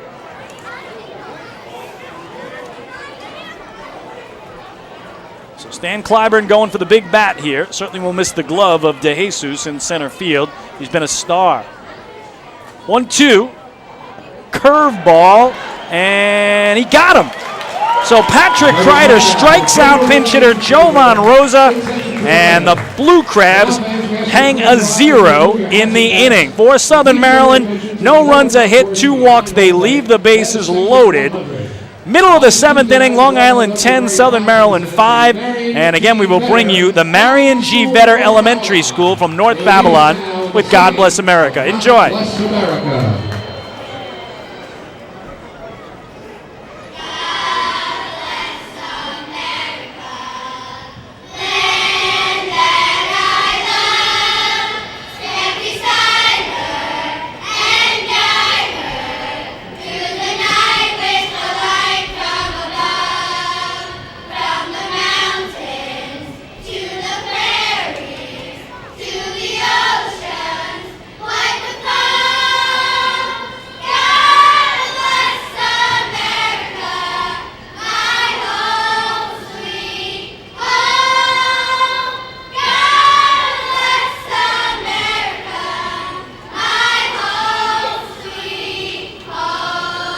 Terrific job by the youngsters. 7th inning stretch. Ducks with a 10-5 lead. Hey fans, this is pitcher Mark Rogers, and you're listening to Ducks Baseball on the official Ducks YouTube channel, youtube.com/DucksBaseball.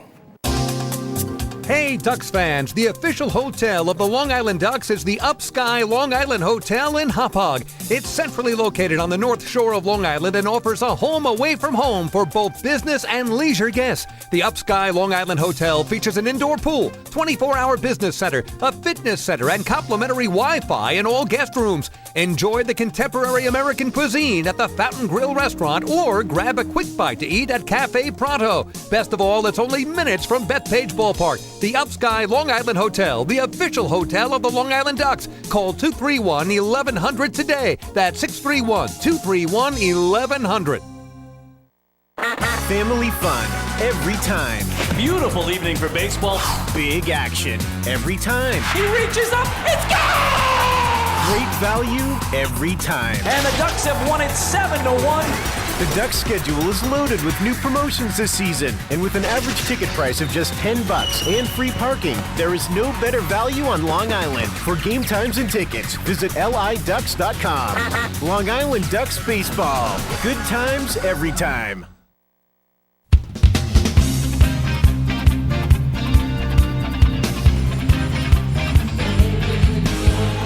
Well, Duck fans, don't forget you can chill out with a cold cup of Hampton Coffee Company gourmet iced coffee available at the concession stands at Bethpage Ballpark. Hampton Coffee is the preferred coffee of the Long Island Ducks. Visit HamptonCoffeeCompany.com or visit their cafes in the Hamptons. So Jovan Rosa, who came in to pinch hit for Anton DeJesus, is in this game defensively, and I believe he is in left field. Jamar Walton may have switched to center. We'll confirm that in just a minute. Left-hander Trey Barham remains in there in relief for Southern Maryland into his 3rd inning of work. And he'll start with Dan Lyons, who had his first home run of the season back in the 3rd, a solo shot, and had an RBI double back in the 5th. Ball 1, and now ball 2 up and away. So Lyons 2 for 3 in the game. Double homer, has scored twice and driven in 2. 2-0. Is in there for a strike. It's 2-1.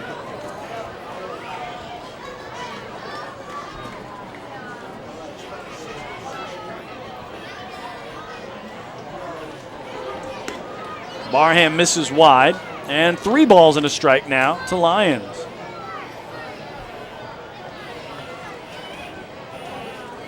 And bottom of the 7th, Ducks lead at 10-5. And Lyons draws the base on balls. A municipal credit union. Walk with a purpose. Every time a Ducks batter walks, the Cracker Jack Foundation wins. That is the first walk tonight for Barham. And the 4th for Blue Crabs pitching. Ducks season highs this year. Most runs in a game, 13. They did that last weekend at Camden in Game 2 of the doubleheader on Friday night. Most hits, 16 here against York on May 20th. So they are 3 runs from the most runs in a game, 2 hits from the most hits in a game. Chance to break both here tonight. Certainly the hits, just 2 hits away with, again, an at-bat here in the 7th, 1 in the 8th, and they hope not in the 9th. Here's Brian Sabatella. He's had another terrific night. He's 2 for 3 with a walk, a pair of singles, a run scored, and a run batted in. Lions leads off first. Holding him on is Zach Wilson. And now Barham misses up and away, 2-0.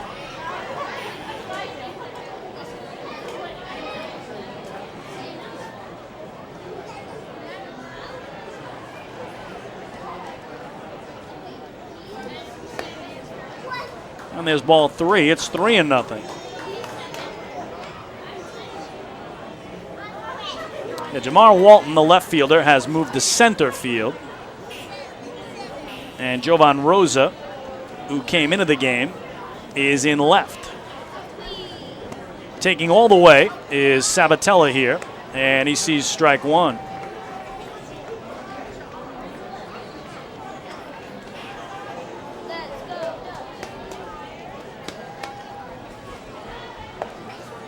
And takes another strike, and the count now full. So Sabatella came in at 294, now has his average at an even 300.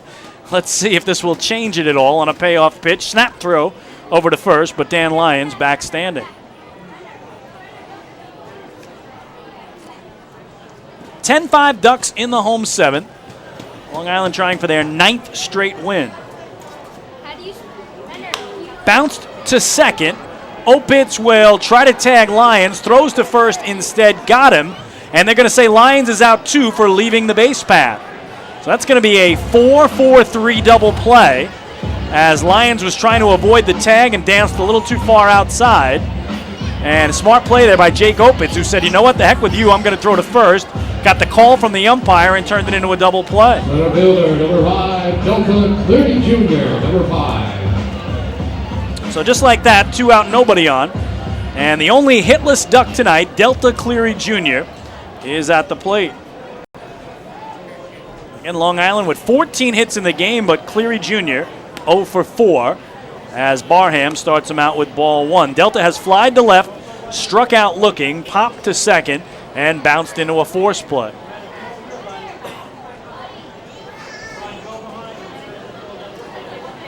Nice curve in there for a strike. He backdoored him. It's 1-1.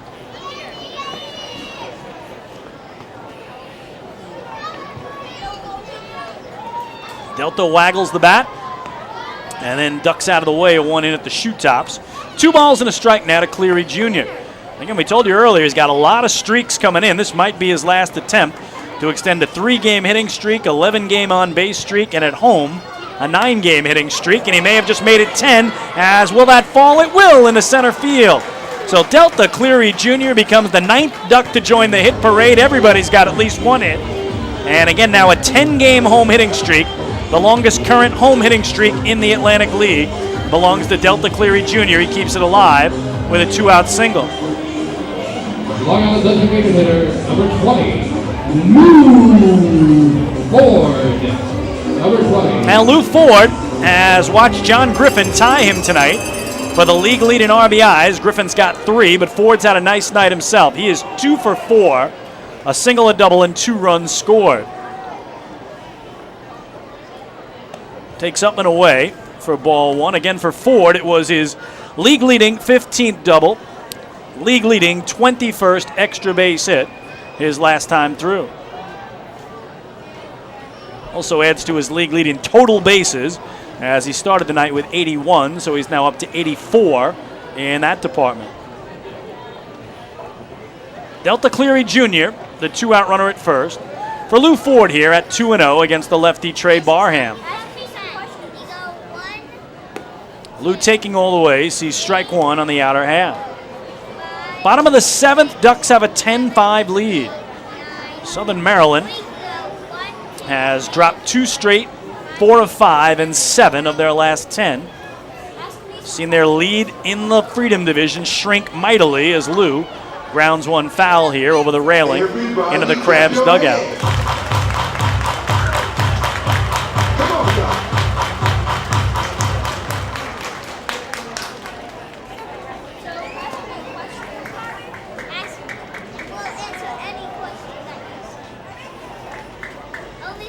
Good to see Lou break out. He had been fighting it a little bit, just 3 for 23 in his last 6.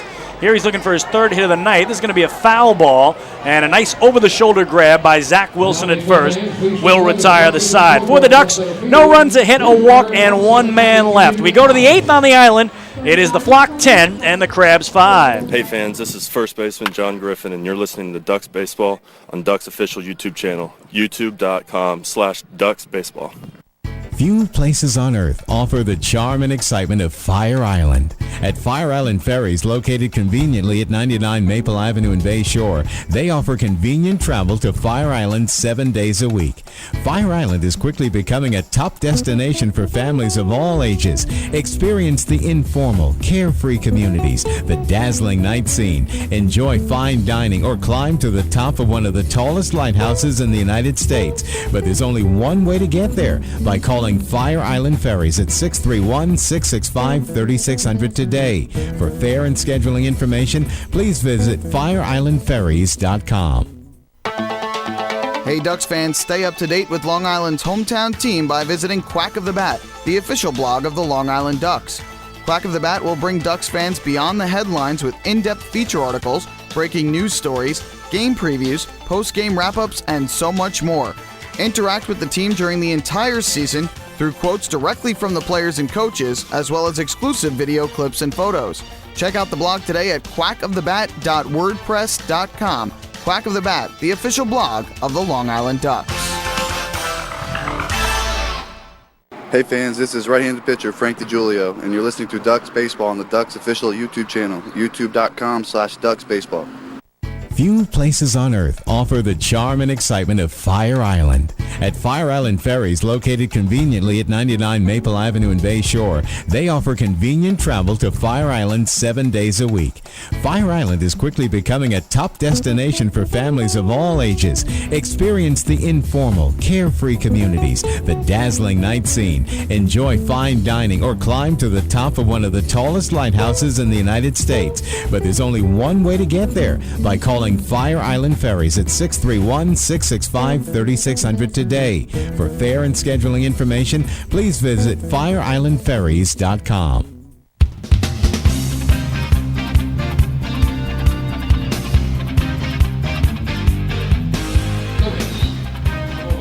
Well, we go to the visitors' 8th inning. The Long Island Ducks with a 10-5 lead, and the fourth pitcher of the night is in for Long Island. He is the right-hander Nick Struck. So Struck is in. Long Island's lead is 5.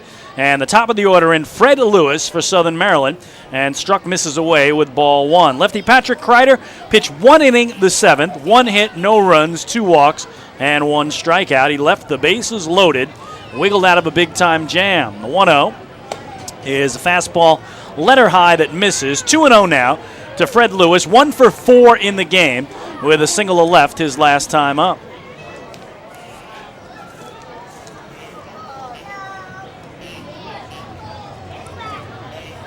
(2-0) is low.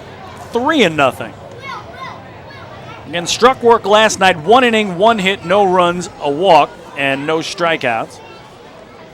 And he had an amazing jam to get out of last night. We'll walk you through it in a minute. 3-0 here is a strike. It's 3-1. Again, he came in the bottom of the 8th, or check that top of the 8th, obviously, with the Ducks at home. So he came in the top of the 8th with the Ducks leading 2-1 last night. Be a 3-1 pitch to Fred Lewis, and that a strike on the outer edge, the count full. Well, the first batter he faced was Zach Wilson, and Zach Wilson singled to right. And then Prentice Redmond, who was the right fielder, lost his footing. The ball went all the way to the wall, and Zach Wilson, on a 2-base error, went all the way to third. Payoff here is bounced to third for Cody Puckett. He'll sidearm across. It's low, and John Griffin can't scoop it out on 1 hop. If he would have come up with it, they would have had Lewis, but it was in and out of his glove. And the first error of the game against Cody Puckett for Long Island puts Lewis aboard to open the visitors' 8th. So again, the Crabs last night down 2-1 in the 8th get Zach Wilson to third base to start the inning with nobody out. But Nick Struck got Jovan Rosa to ground to third. With the infield in, they held the runner. He got Gustavo Molina to hit him a comebacker with the infield in. They held the runner.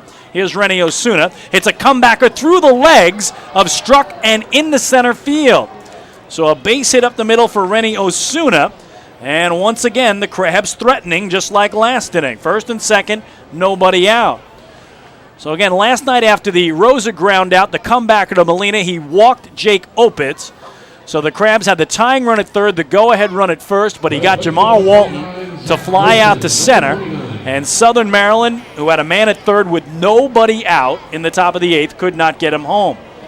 Here's Zach Wilson, couple of doubles his first 2 times up, couple of strikeouts his last 2 times up. 2 for 4. Check swing foul ball down the first base line. 0-1. So Nick Struck in a bit of a jam here. Lewis at second, Osuna at first. He does have a 5-run lead, though. But right where the Crabs want to be, heart of the order, trying to claw back in, no pun intended. 0-1, swing and a miss. He was very late on it. It's 0-2. Top of the eighth, Ducks with a 10-5 lead. They've out-hit the Blue Crabs 15-12. And again, last night it was Zach Wilson singling off Nick Struck to right, and then having Prentice Redmond lose his footing. Here, a swing and a miss, he struck him out. So first strikeout tonight for Struck, and there's one away. Nick Struck means another K on the Pregame Aviation K board.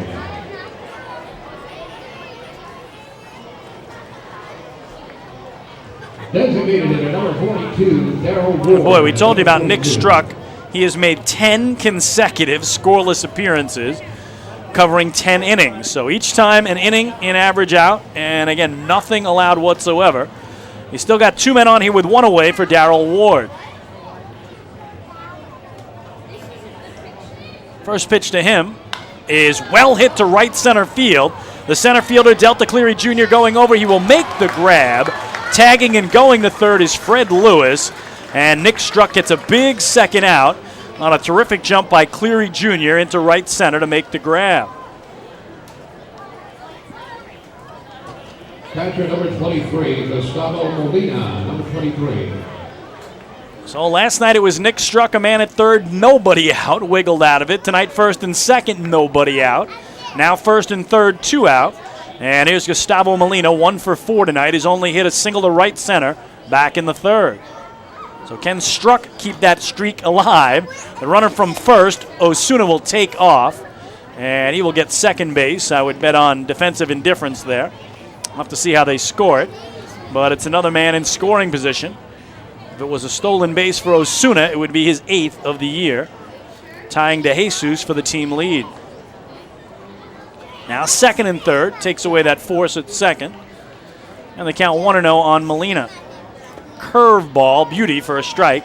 It's 1-1.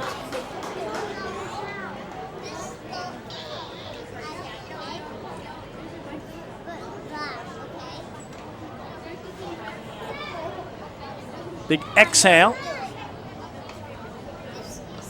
by Struck, and now a foul ball upstairs behind home plate, 1-2.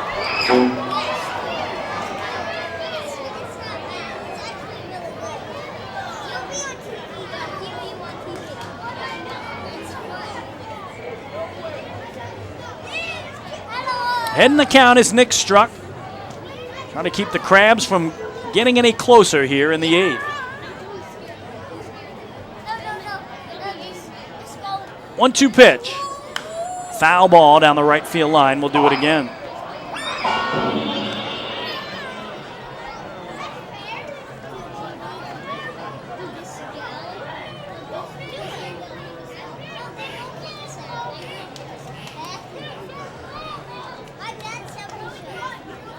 Second and third with 2 away, and another 1-2 pitch. Foul tip held by Mike Blank. Another strikeout for Struck, his second of the inning, and the side retired. For Southern Maryland, no runs, a hit, and error, and 2 men left. We go to the bottom of the 8th. Long Island continues to lead the Crabs 10-5. Hey fans, this is infielder Cody Puckett, and you're listening to Ducks Baseball on the Ducks official YouTube channel, youtube.com/DucksBaseball. Beautify your patio, walkway, driveway, or pool surround with Nicoloc paving stones and walls. Nicoloc's specially formulated paver shield offers extra surface wear protection and color enhancement throughout the thickness of the paver. Paver shield guarantees that your pavers will look great for years to come. Bring home the elegance with Nicoloc. Visit the Nicoloc Design Center, Sunrise Highway, Lindenhurst, or Nicoloc.com. Let Nicoloc pavers pave your way. M&V Limousines is the official bus company of the Long Island Ducks. Family owned and operated, they've been in the business for over 23 years. M&V Limousines offers coach buses with Wi-Fi and restrooms, party buses, exotic limousines, and so much more. Whether you're looking for transportation for weddings, proms, corporate outings, or long-distance trips, they've got the right vehicle for you. Visit their showroom in Comac or check them out online at mvlimo.com. M&V Limousines, the official bus company of the Long Island Ducks. Hey fans, this is pitcher Matt Soren, and you're listening to Ducks Baseball on the Ducks official YouTube channel, youtube.com/DucksBaseball. Beautify your patio, walkway, driveway, or pool surround with Nicoloc paving stones and walls. Nicoloc's specially formulated paver shield offers extra surface wear protection and color enhancement throughout the thickness of the paver. Paver shield guarantees that your pavers will look great for years to come. Bring home the elegance with Nicoloc. Visit the Nicoloc Design Center, Sunrise Highway, Lindenhurst, or Nicoloc.com. Let Nicoloc pavers pave your way. The results are in. PSEG Long Island is delivering 99.9% reliability. We got there by strengthening equipment and clearing trees along power lines across our area. And our new outage management system will continue to ensure improved communications and faster restoration. 99.9% reliable. It's one more way we're serving you better. Discover how we're improving every day to bring you better service at www.psegliny.com/reliability.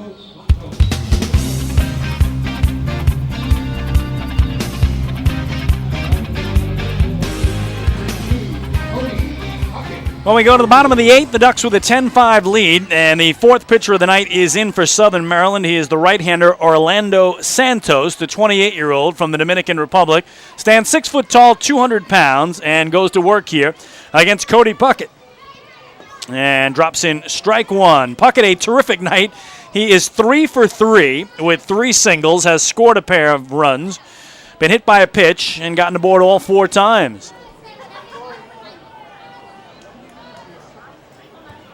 Bottom of the 8th, Ducks with a 5-run lead.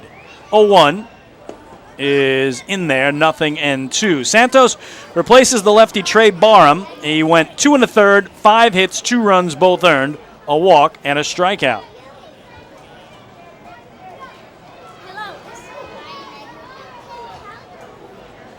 Orlando Santos at the belt is 0-2. In the air to right for Fred Lewis. In and to his right to make the catch for the first down.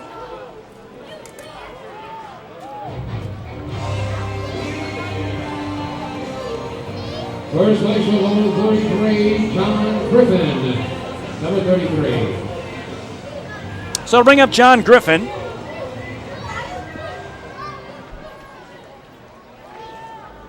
He is 1 for 3 tonight. As a double, a sac fly, and has driven in 3. Again, to tie Lou Ford for the league lead in runs batted in with 36. Going for the fences there, swings through and in on the hands, 0-1. Well, that marathon, if you will, in Bridgewater, New Jersey has come to an end and not the way the Ducks wanted it to go. Again, the Patriots and River Sharks in Somerset County, New Jersey, playing a doubleheader tonight after being rained out last night. The first game scheduled to go 7 innings. Camden took a 6-4 lead into the bottom of the 7th. Patriots tied it at 6 in the bottom of the 7th. As here Griffin swings and misses, 0-2. And the Patriots finally win it in the bottom of the 13th inning. So with that win, the Somerset lead goes back to 3 games over second place Long Island. If the Ducks win here, it goes back to 2.5. And then we'll see what happens in the nightcap of that game at TD Bank Ballpark over in Jersey. 0-2 is a little tapper foul, and the count holds on John Griffin. So again, the Patriots get it done somehow, some way. As James Skelton roped an RBI double to dead center field to give the Patriots that walk-off win. And now they'll take a little break and do it all over again. 0-2 the count remains on John Griffin. Up and away, Mrs. Santos with ball one.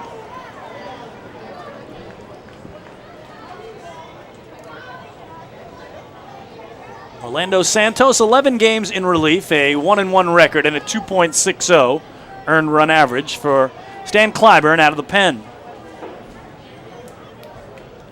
1-2 is low and away, evens it up at 2-2. Santos, 17 1/3 innings pitched, 11 hits allowed. He's walked 13 and struck out 14, so control has been a big issue for Orlando Santos. 2-2. Swing and a miss. He struck him out. 2 away. So first K for Santos. And again, the Ducks have not been retired in order in this game since the first inning when Wade Corpy got 3 fly ball outs in a row to start the contest. 28. Prentice Redmond, number 28. So here's Prentice Redmond, 1 for 3 tonight. Is only hit a 2-run homer to left in the second inning. A 2-run homer to left in the 5th inning, his second of the year. Up high, misses with the fastball, does Orlando Santos, and boy, he is really popping the glove of catcher Gustavo Molina.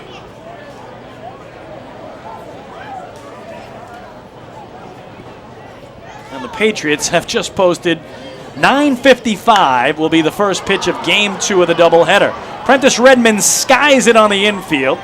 Waiting for it is the shortstop, Renny Osuna, who makes the grab, and for just the second time tonight, the Ducks go 1-2-3. We go to the 9th. Long Island looking for their 9th straight win. They have a 10-5 lead over the Blue Crabs. Hey fans, this is relief pitcher Bruce Kern, and you're listening to Ducks Baseball on the Ducks official YouTube channel, youtube.com/DucksBaseball. Thinking about buying or refinancing a home? Start by attending a free MCU home buying seminar. Then speak with one of our loan specialists who will guide you through the loan process. With an affordable mortgage from Municipal Credit Union, Home Sweet Home will be a little sweeter. Call 212-238-3521 or visit nymcu.org to apply for your mortgage today. Municipal Credit Union. Strong, trusted, growing. Municipal Credit Union is an equal housing opportunity lender. Enjoy the ultimate VIP fan experience at Bethpage Ballpark this season by taking in a Ducks game from the brand new Trout Town Fan Can. Presented by Roscoe Beer Company, the Fan Can is available for rental at all Ducks home games. It features 12 Dream Seat theater-style padded seats, beverage holders, an air-conditioned atmosphere, and an incredible view of the game. Packages are now available with food and beverage included. To reserve your Fan Can outing today, call the Ducks Group Sales Department at 631-940-3825. The Trout Town Fan Can at Bethpage Ballpark. Your VIP experience has arrived.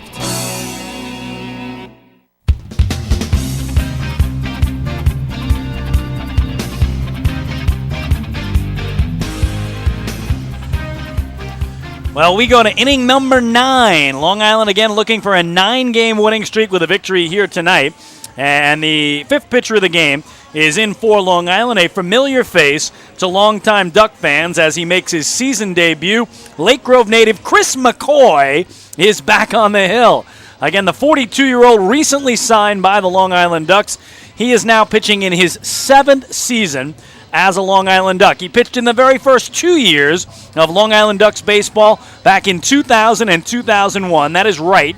He was an original Duck some 16 seasons ago, then took a long break to work for his family's software company, returned to pitch briefly for the Ducks in 2010, 2011, 2012, and 2013. Also pitched for the Blue Crabs in between in 2012, but his last game was in 2013 with the Long Island Ducks. He pitched 3 games, 2 of those starts, and again, that was in August of 2013. So almost 2 years between outings for 42-year-old Chris McCoy, who now enters a 7th season of play for the Long Island Ducks. Jake Opitz, number So a 2. great story here. He replaces Nick Struck. 1 inning of 1 hit, no run ball, no walks, 2 strikeouts. So Nick Struck now 11 straight appearances without allowing a run, covering 11 innings. And Chris McCoy tasked with closing this one out in a 5-run game. Great to see him back out there, and again, have become good friends with Chris over the years. Jake Opitz, the first to see him, and he has had an amazing night for Southern Maryland. The hottest guy on the team right now tonight. McCoy misses up high with ball 1. Opitz aboard all 4 times tonight, a walk, 2 doubles, and a homer. He has scored twice and driven in 2, 3 for 3. Again, all 3 hits for extra bases, and McCoy with strike 1, it's 1-1. So great to see Chris McCoy, the right-hander, back on the hill in a Ducks uniform. 1-1.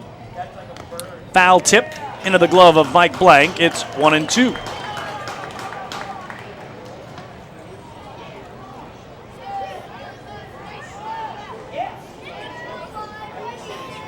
So funny, the mannerisms and things of baseball players. 1-2 is a changeup wide, 2-2. When I was trying to see who was coming in from the pen, which is, again, 325 feet away down the right field line, just based on the jog alone, I could tell it was Chris McCoy. He has a very unique jog. Here, a swing and a miss. He struck him out. So the first time tonight, Jake Opitz doesn't reach base. He is struck out by 42-year-old Chris McCoy for out number 1. So just something about the gait, the jog, the mannerisms of Chris McCoy. Even when he's that far away without binoculars, I can tell it's him coming into a ball game to make his season debut.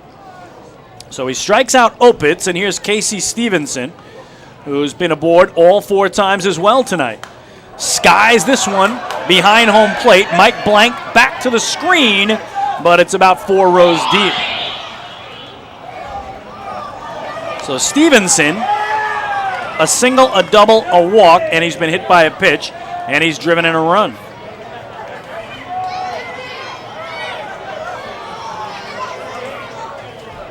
Top of the 9th, Ducks have a 10-5 lead. 1 out, nobody aboard for Casey Stevenson. 0-1 the count.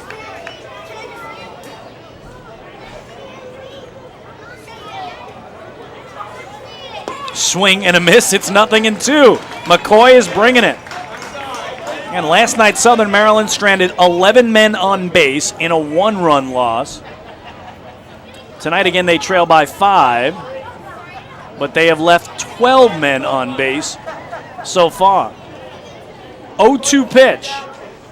Grounded wide down the right field line, and the count holds.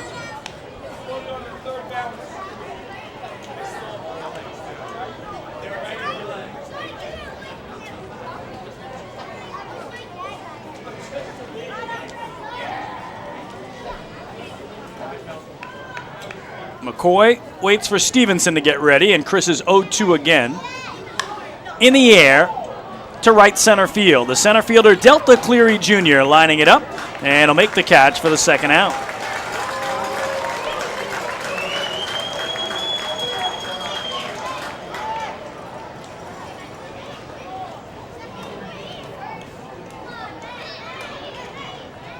So last hope for the Crabs is Jamar Walton. Center fielder, number 6, Jamar Walton, number 6. So far, so good for Chris McCoy. And Walton 0 for 3 with a walk, stands in from the left side. Again, it has been 22 months since Chris McCoy last pitched for the Long Island Ducks, August of 2013. He will turn 43 in August. 1-0 on the ground, off the glove of first baseman John Griffin to the second baseman Corona, throws to McCoy covering, but just not in time, and they say he didn't find the bag either. It drew him off. So that would have been an unbelievable ending, but it has scored a base hit for Jamar Walton, his first of the night. 13th hit of the game for Southern Maryland. And it'll bring up Jovan Rosa, who struck out looking as a pinch hitter, with the bases loaded back in the 7th for Anton DeJesus. Jovan Rosa, number 36. This was the biggest moment of the game. Blue Crabs were down 5. They load the bases. But it was Patrick Kreider getting a called strike 3. And the Duck lead remained 5. Walton not being held on at first. And McCoy drops in strike 1 on Jovan Rosa. Again, Rosa just his 3rd game as a Blue Crab. 2 for 4 here Sunday, 2 for 4 last night, 0 for 1 tonight. After coming over from Bridgeport, 17 games with a fish. And he batted just .212, didn't homer, and had 5 knocked in. So goes from the Blue Fish to the Blue Crabs. Kind of looks the same, wearing that similar blue uniform for Jovan Rosa, the former member of the Cubs organization. 0-1 is low, 1 ball and 1 strike. Top of the 9th, Ducks with a 5-run lead. Chris McCoy trying to end this thing.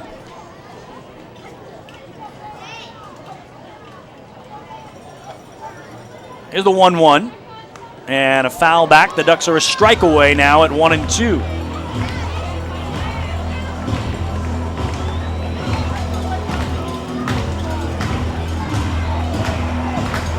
And the fans, 5,223, a real good crowd for a Tuesday night with the kids still in school.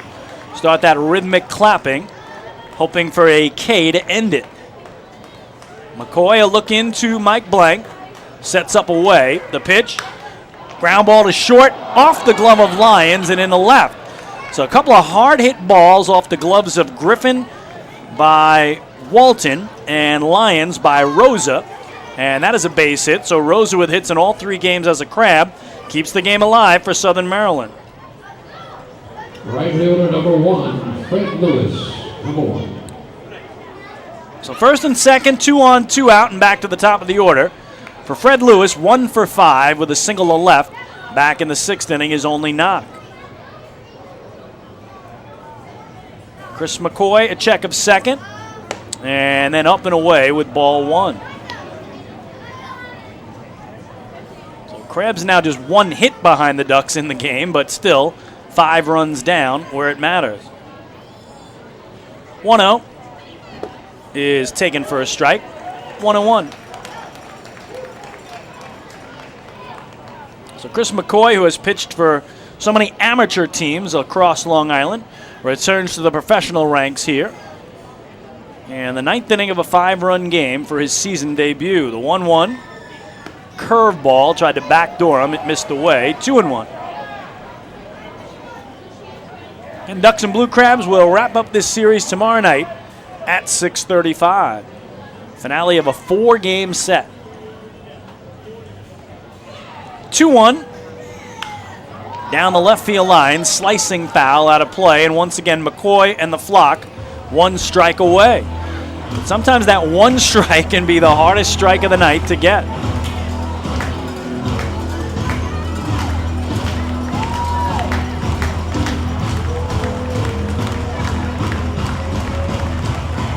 Two balls, 2 strikes, 2 outs, 2 on.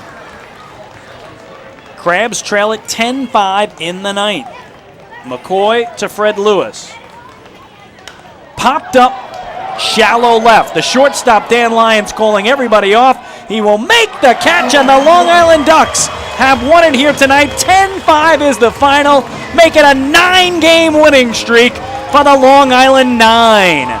They are out to congratulate Chris McCoy, who closes it out. The 42-year-old in his season debut gives Long Island the 5-run victory, and the Ducks have now taken the first 3 games in this 4-game set from Southern Maryland. They become the first team in the Atlantic League to win 9 consecutive games this season. Again, the final, the Long Island Ducks 10, the Southern Maryland Blue Crabs 5. We'll be back to talk about it on the postgame show. Hey fans, this is pitcher Ian Marshall, and you're listening to Ducks Baseball on the Ducks official YouTube channel, youtube.com/DucksBaseball.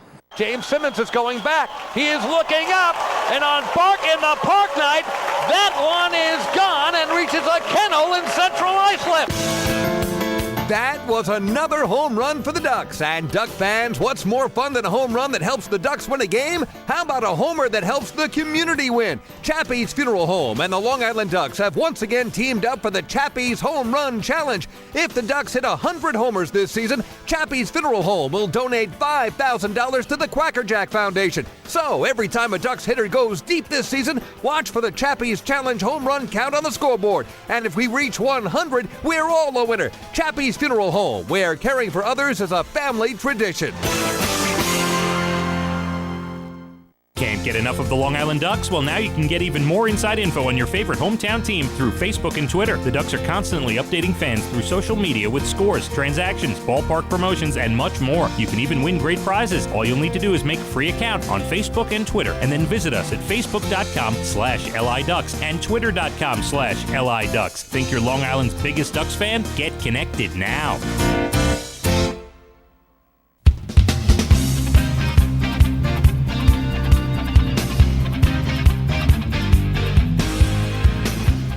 Chris King back at Bethpage Ballpark, where tonight the Long Island Ducks double up the Southern Maryland Blue Crabs. The final score 10-5. Again, they make it a 9-game winning streak, and they stay perfect in the month of June at 9-0. The Southern Maryland Blue Crabs were the only other team who had won 8 straight games. They did that back in early May, but now the Ducks are the lone team to win 9 consecutive games, and again, they win their 3rd straight come-from-behind victory in this series, so now make it 11 straight come-from-behind wins, and in this 9-game winning streak, the Ducks have posted 61 runs and have outscored the opposition 61-20. Tonight was not easy. The Ducks trailed 3-0 into the bottom of the 3rd, but tied it with 3 in the bottom of the 3rd. Trailed 5-3 in the bottom of the 5th, but blew it open with a 5-run 5th, added 2 more in the 6th, and there was no scoring the rest of the way as Long Island would hold on for the 10-5 win. And again, lots of heroes in this game for Long Island tonight. All 9 Ducks had at least 1 hit in the game. Cody Puckett had 3 hits and reached base 4 times. John Griffin had a RBI double to drive in 2, a sac fly to bring in another. Prentice Redmond, a big 2-run homer. Dan Lyons, a 2-run homer, or check that, a solo homer, his first of the season. So really difficult to name just one Duck as our player of the game, but we are going to go with Dan Lyons tonight for the Long Island Ducks. He goes 2 for 3. He had a walk, a double, a homer, scored twice, and drove in 2. Again, his homer, the first of the season, a double to center in the 5th inning, broke the 5-5 tie, and gave Long Island their first lead of the night. Or check that hit, that's what it was. It was the first lead of the night on that Lions double that made it 6-5 Ducks in the bottom of the 5th inning. So again, Dan Lyons is our player of the game tonight for the Long Island Ducks. The bullpen continued its solid work after Billy Buckner left this game after 5 innings, allowing the 5 runs. The combination of Frank DiGiulio Jr., Patrick Kreider, Nick Struck, and 42-year-old Chris McCoy, all 4 of those relievers toss 1 scoreless inning and lead Long Island to the 10-5 victory. Again, we'll take a break, and when we come back, full recap of how it went down tonight. We'll fill you in on the very important out-of-town scoreboard and preview the series finale between these clubs tomorrow. Ducks have won it here tonight, 10-5 your final. Hey fans, this is right-handed pitcher Mickey Janis, and you're listening to Ducks Baseball on the Ducks official YouTube channel, youtube.com/DucksBaseball. Spring into a new Honda at Huntington Honda and pay $59 a month for a new 2015 Honda Civic LX sedan. $59. So spring into Huntington Honda on Jericho Turnpike just east of Route 110 or huntingtonhondacars.com. Huntington Honda, discover the difference. Auto 24-month lease, total due at inception. Civic $31.90 includes bank fee, first month's payment, no security deposit. Taxes, DMV, title fees extra with excellent credit through HFS. Family fun every time. Beautiful evening for baseball. Big action every time. He reaches up, it's gone! Great value every time. And the Ducks have won it 7-1.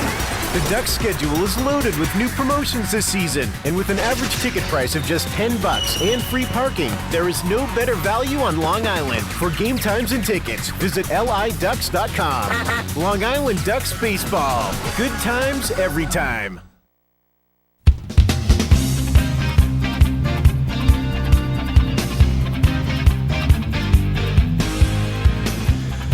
Chris King back one final time to Bethpage Ballpark, where tonight the Long Island Ducks defeat the Southern Maryland Blue Crabs by the score of 10-5. Time now for the recap of tonight's contest. Again, Long Island came in with an 8-game winning streak, tied for the longest in the league with Southern Maryland, who did the same back in early May. It was lefty Wade Corpy on the hill for the Crabs against righty Billy Buckner for Long Island. Ducks had won the first 2 games of this series. Sunday afternoon, a 5-4 waddle-off win, and last night a 2-1 nail-biter. So a pair of one-run victories for Long Island, and neither team would score in the opening inning. The Crabs would take a 1-0 lead in the top of the second on a solo homer by Jake Opitz, his 3rd of the season. Southern Maryland would make it a 3-0 game in the top of the 3rd, as they would get an RBI single by Darrell Ward that brought home Jack Wilson, and would also pick up a run on a hit batter with the bases loaded. That was Casey Stevenson, who picked up the run batted in, and it was suddenly 3-0 Crabs. But the Ducks would get it back, and they would actually knock out Wade Corpy from the game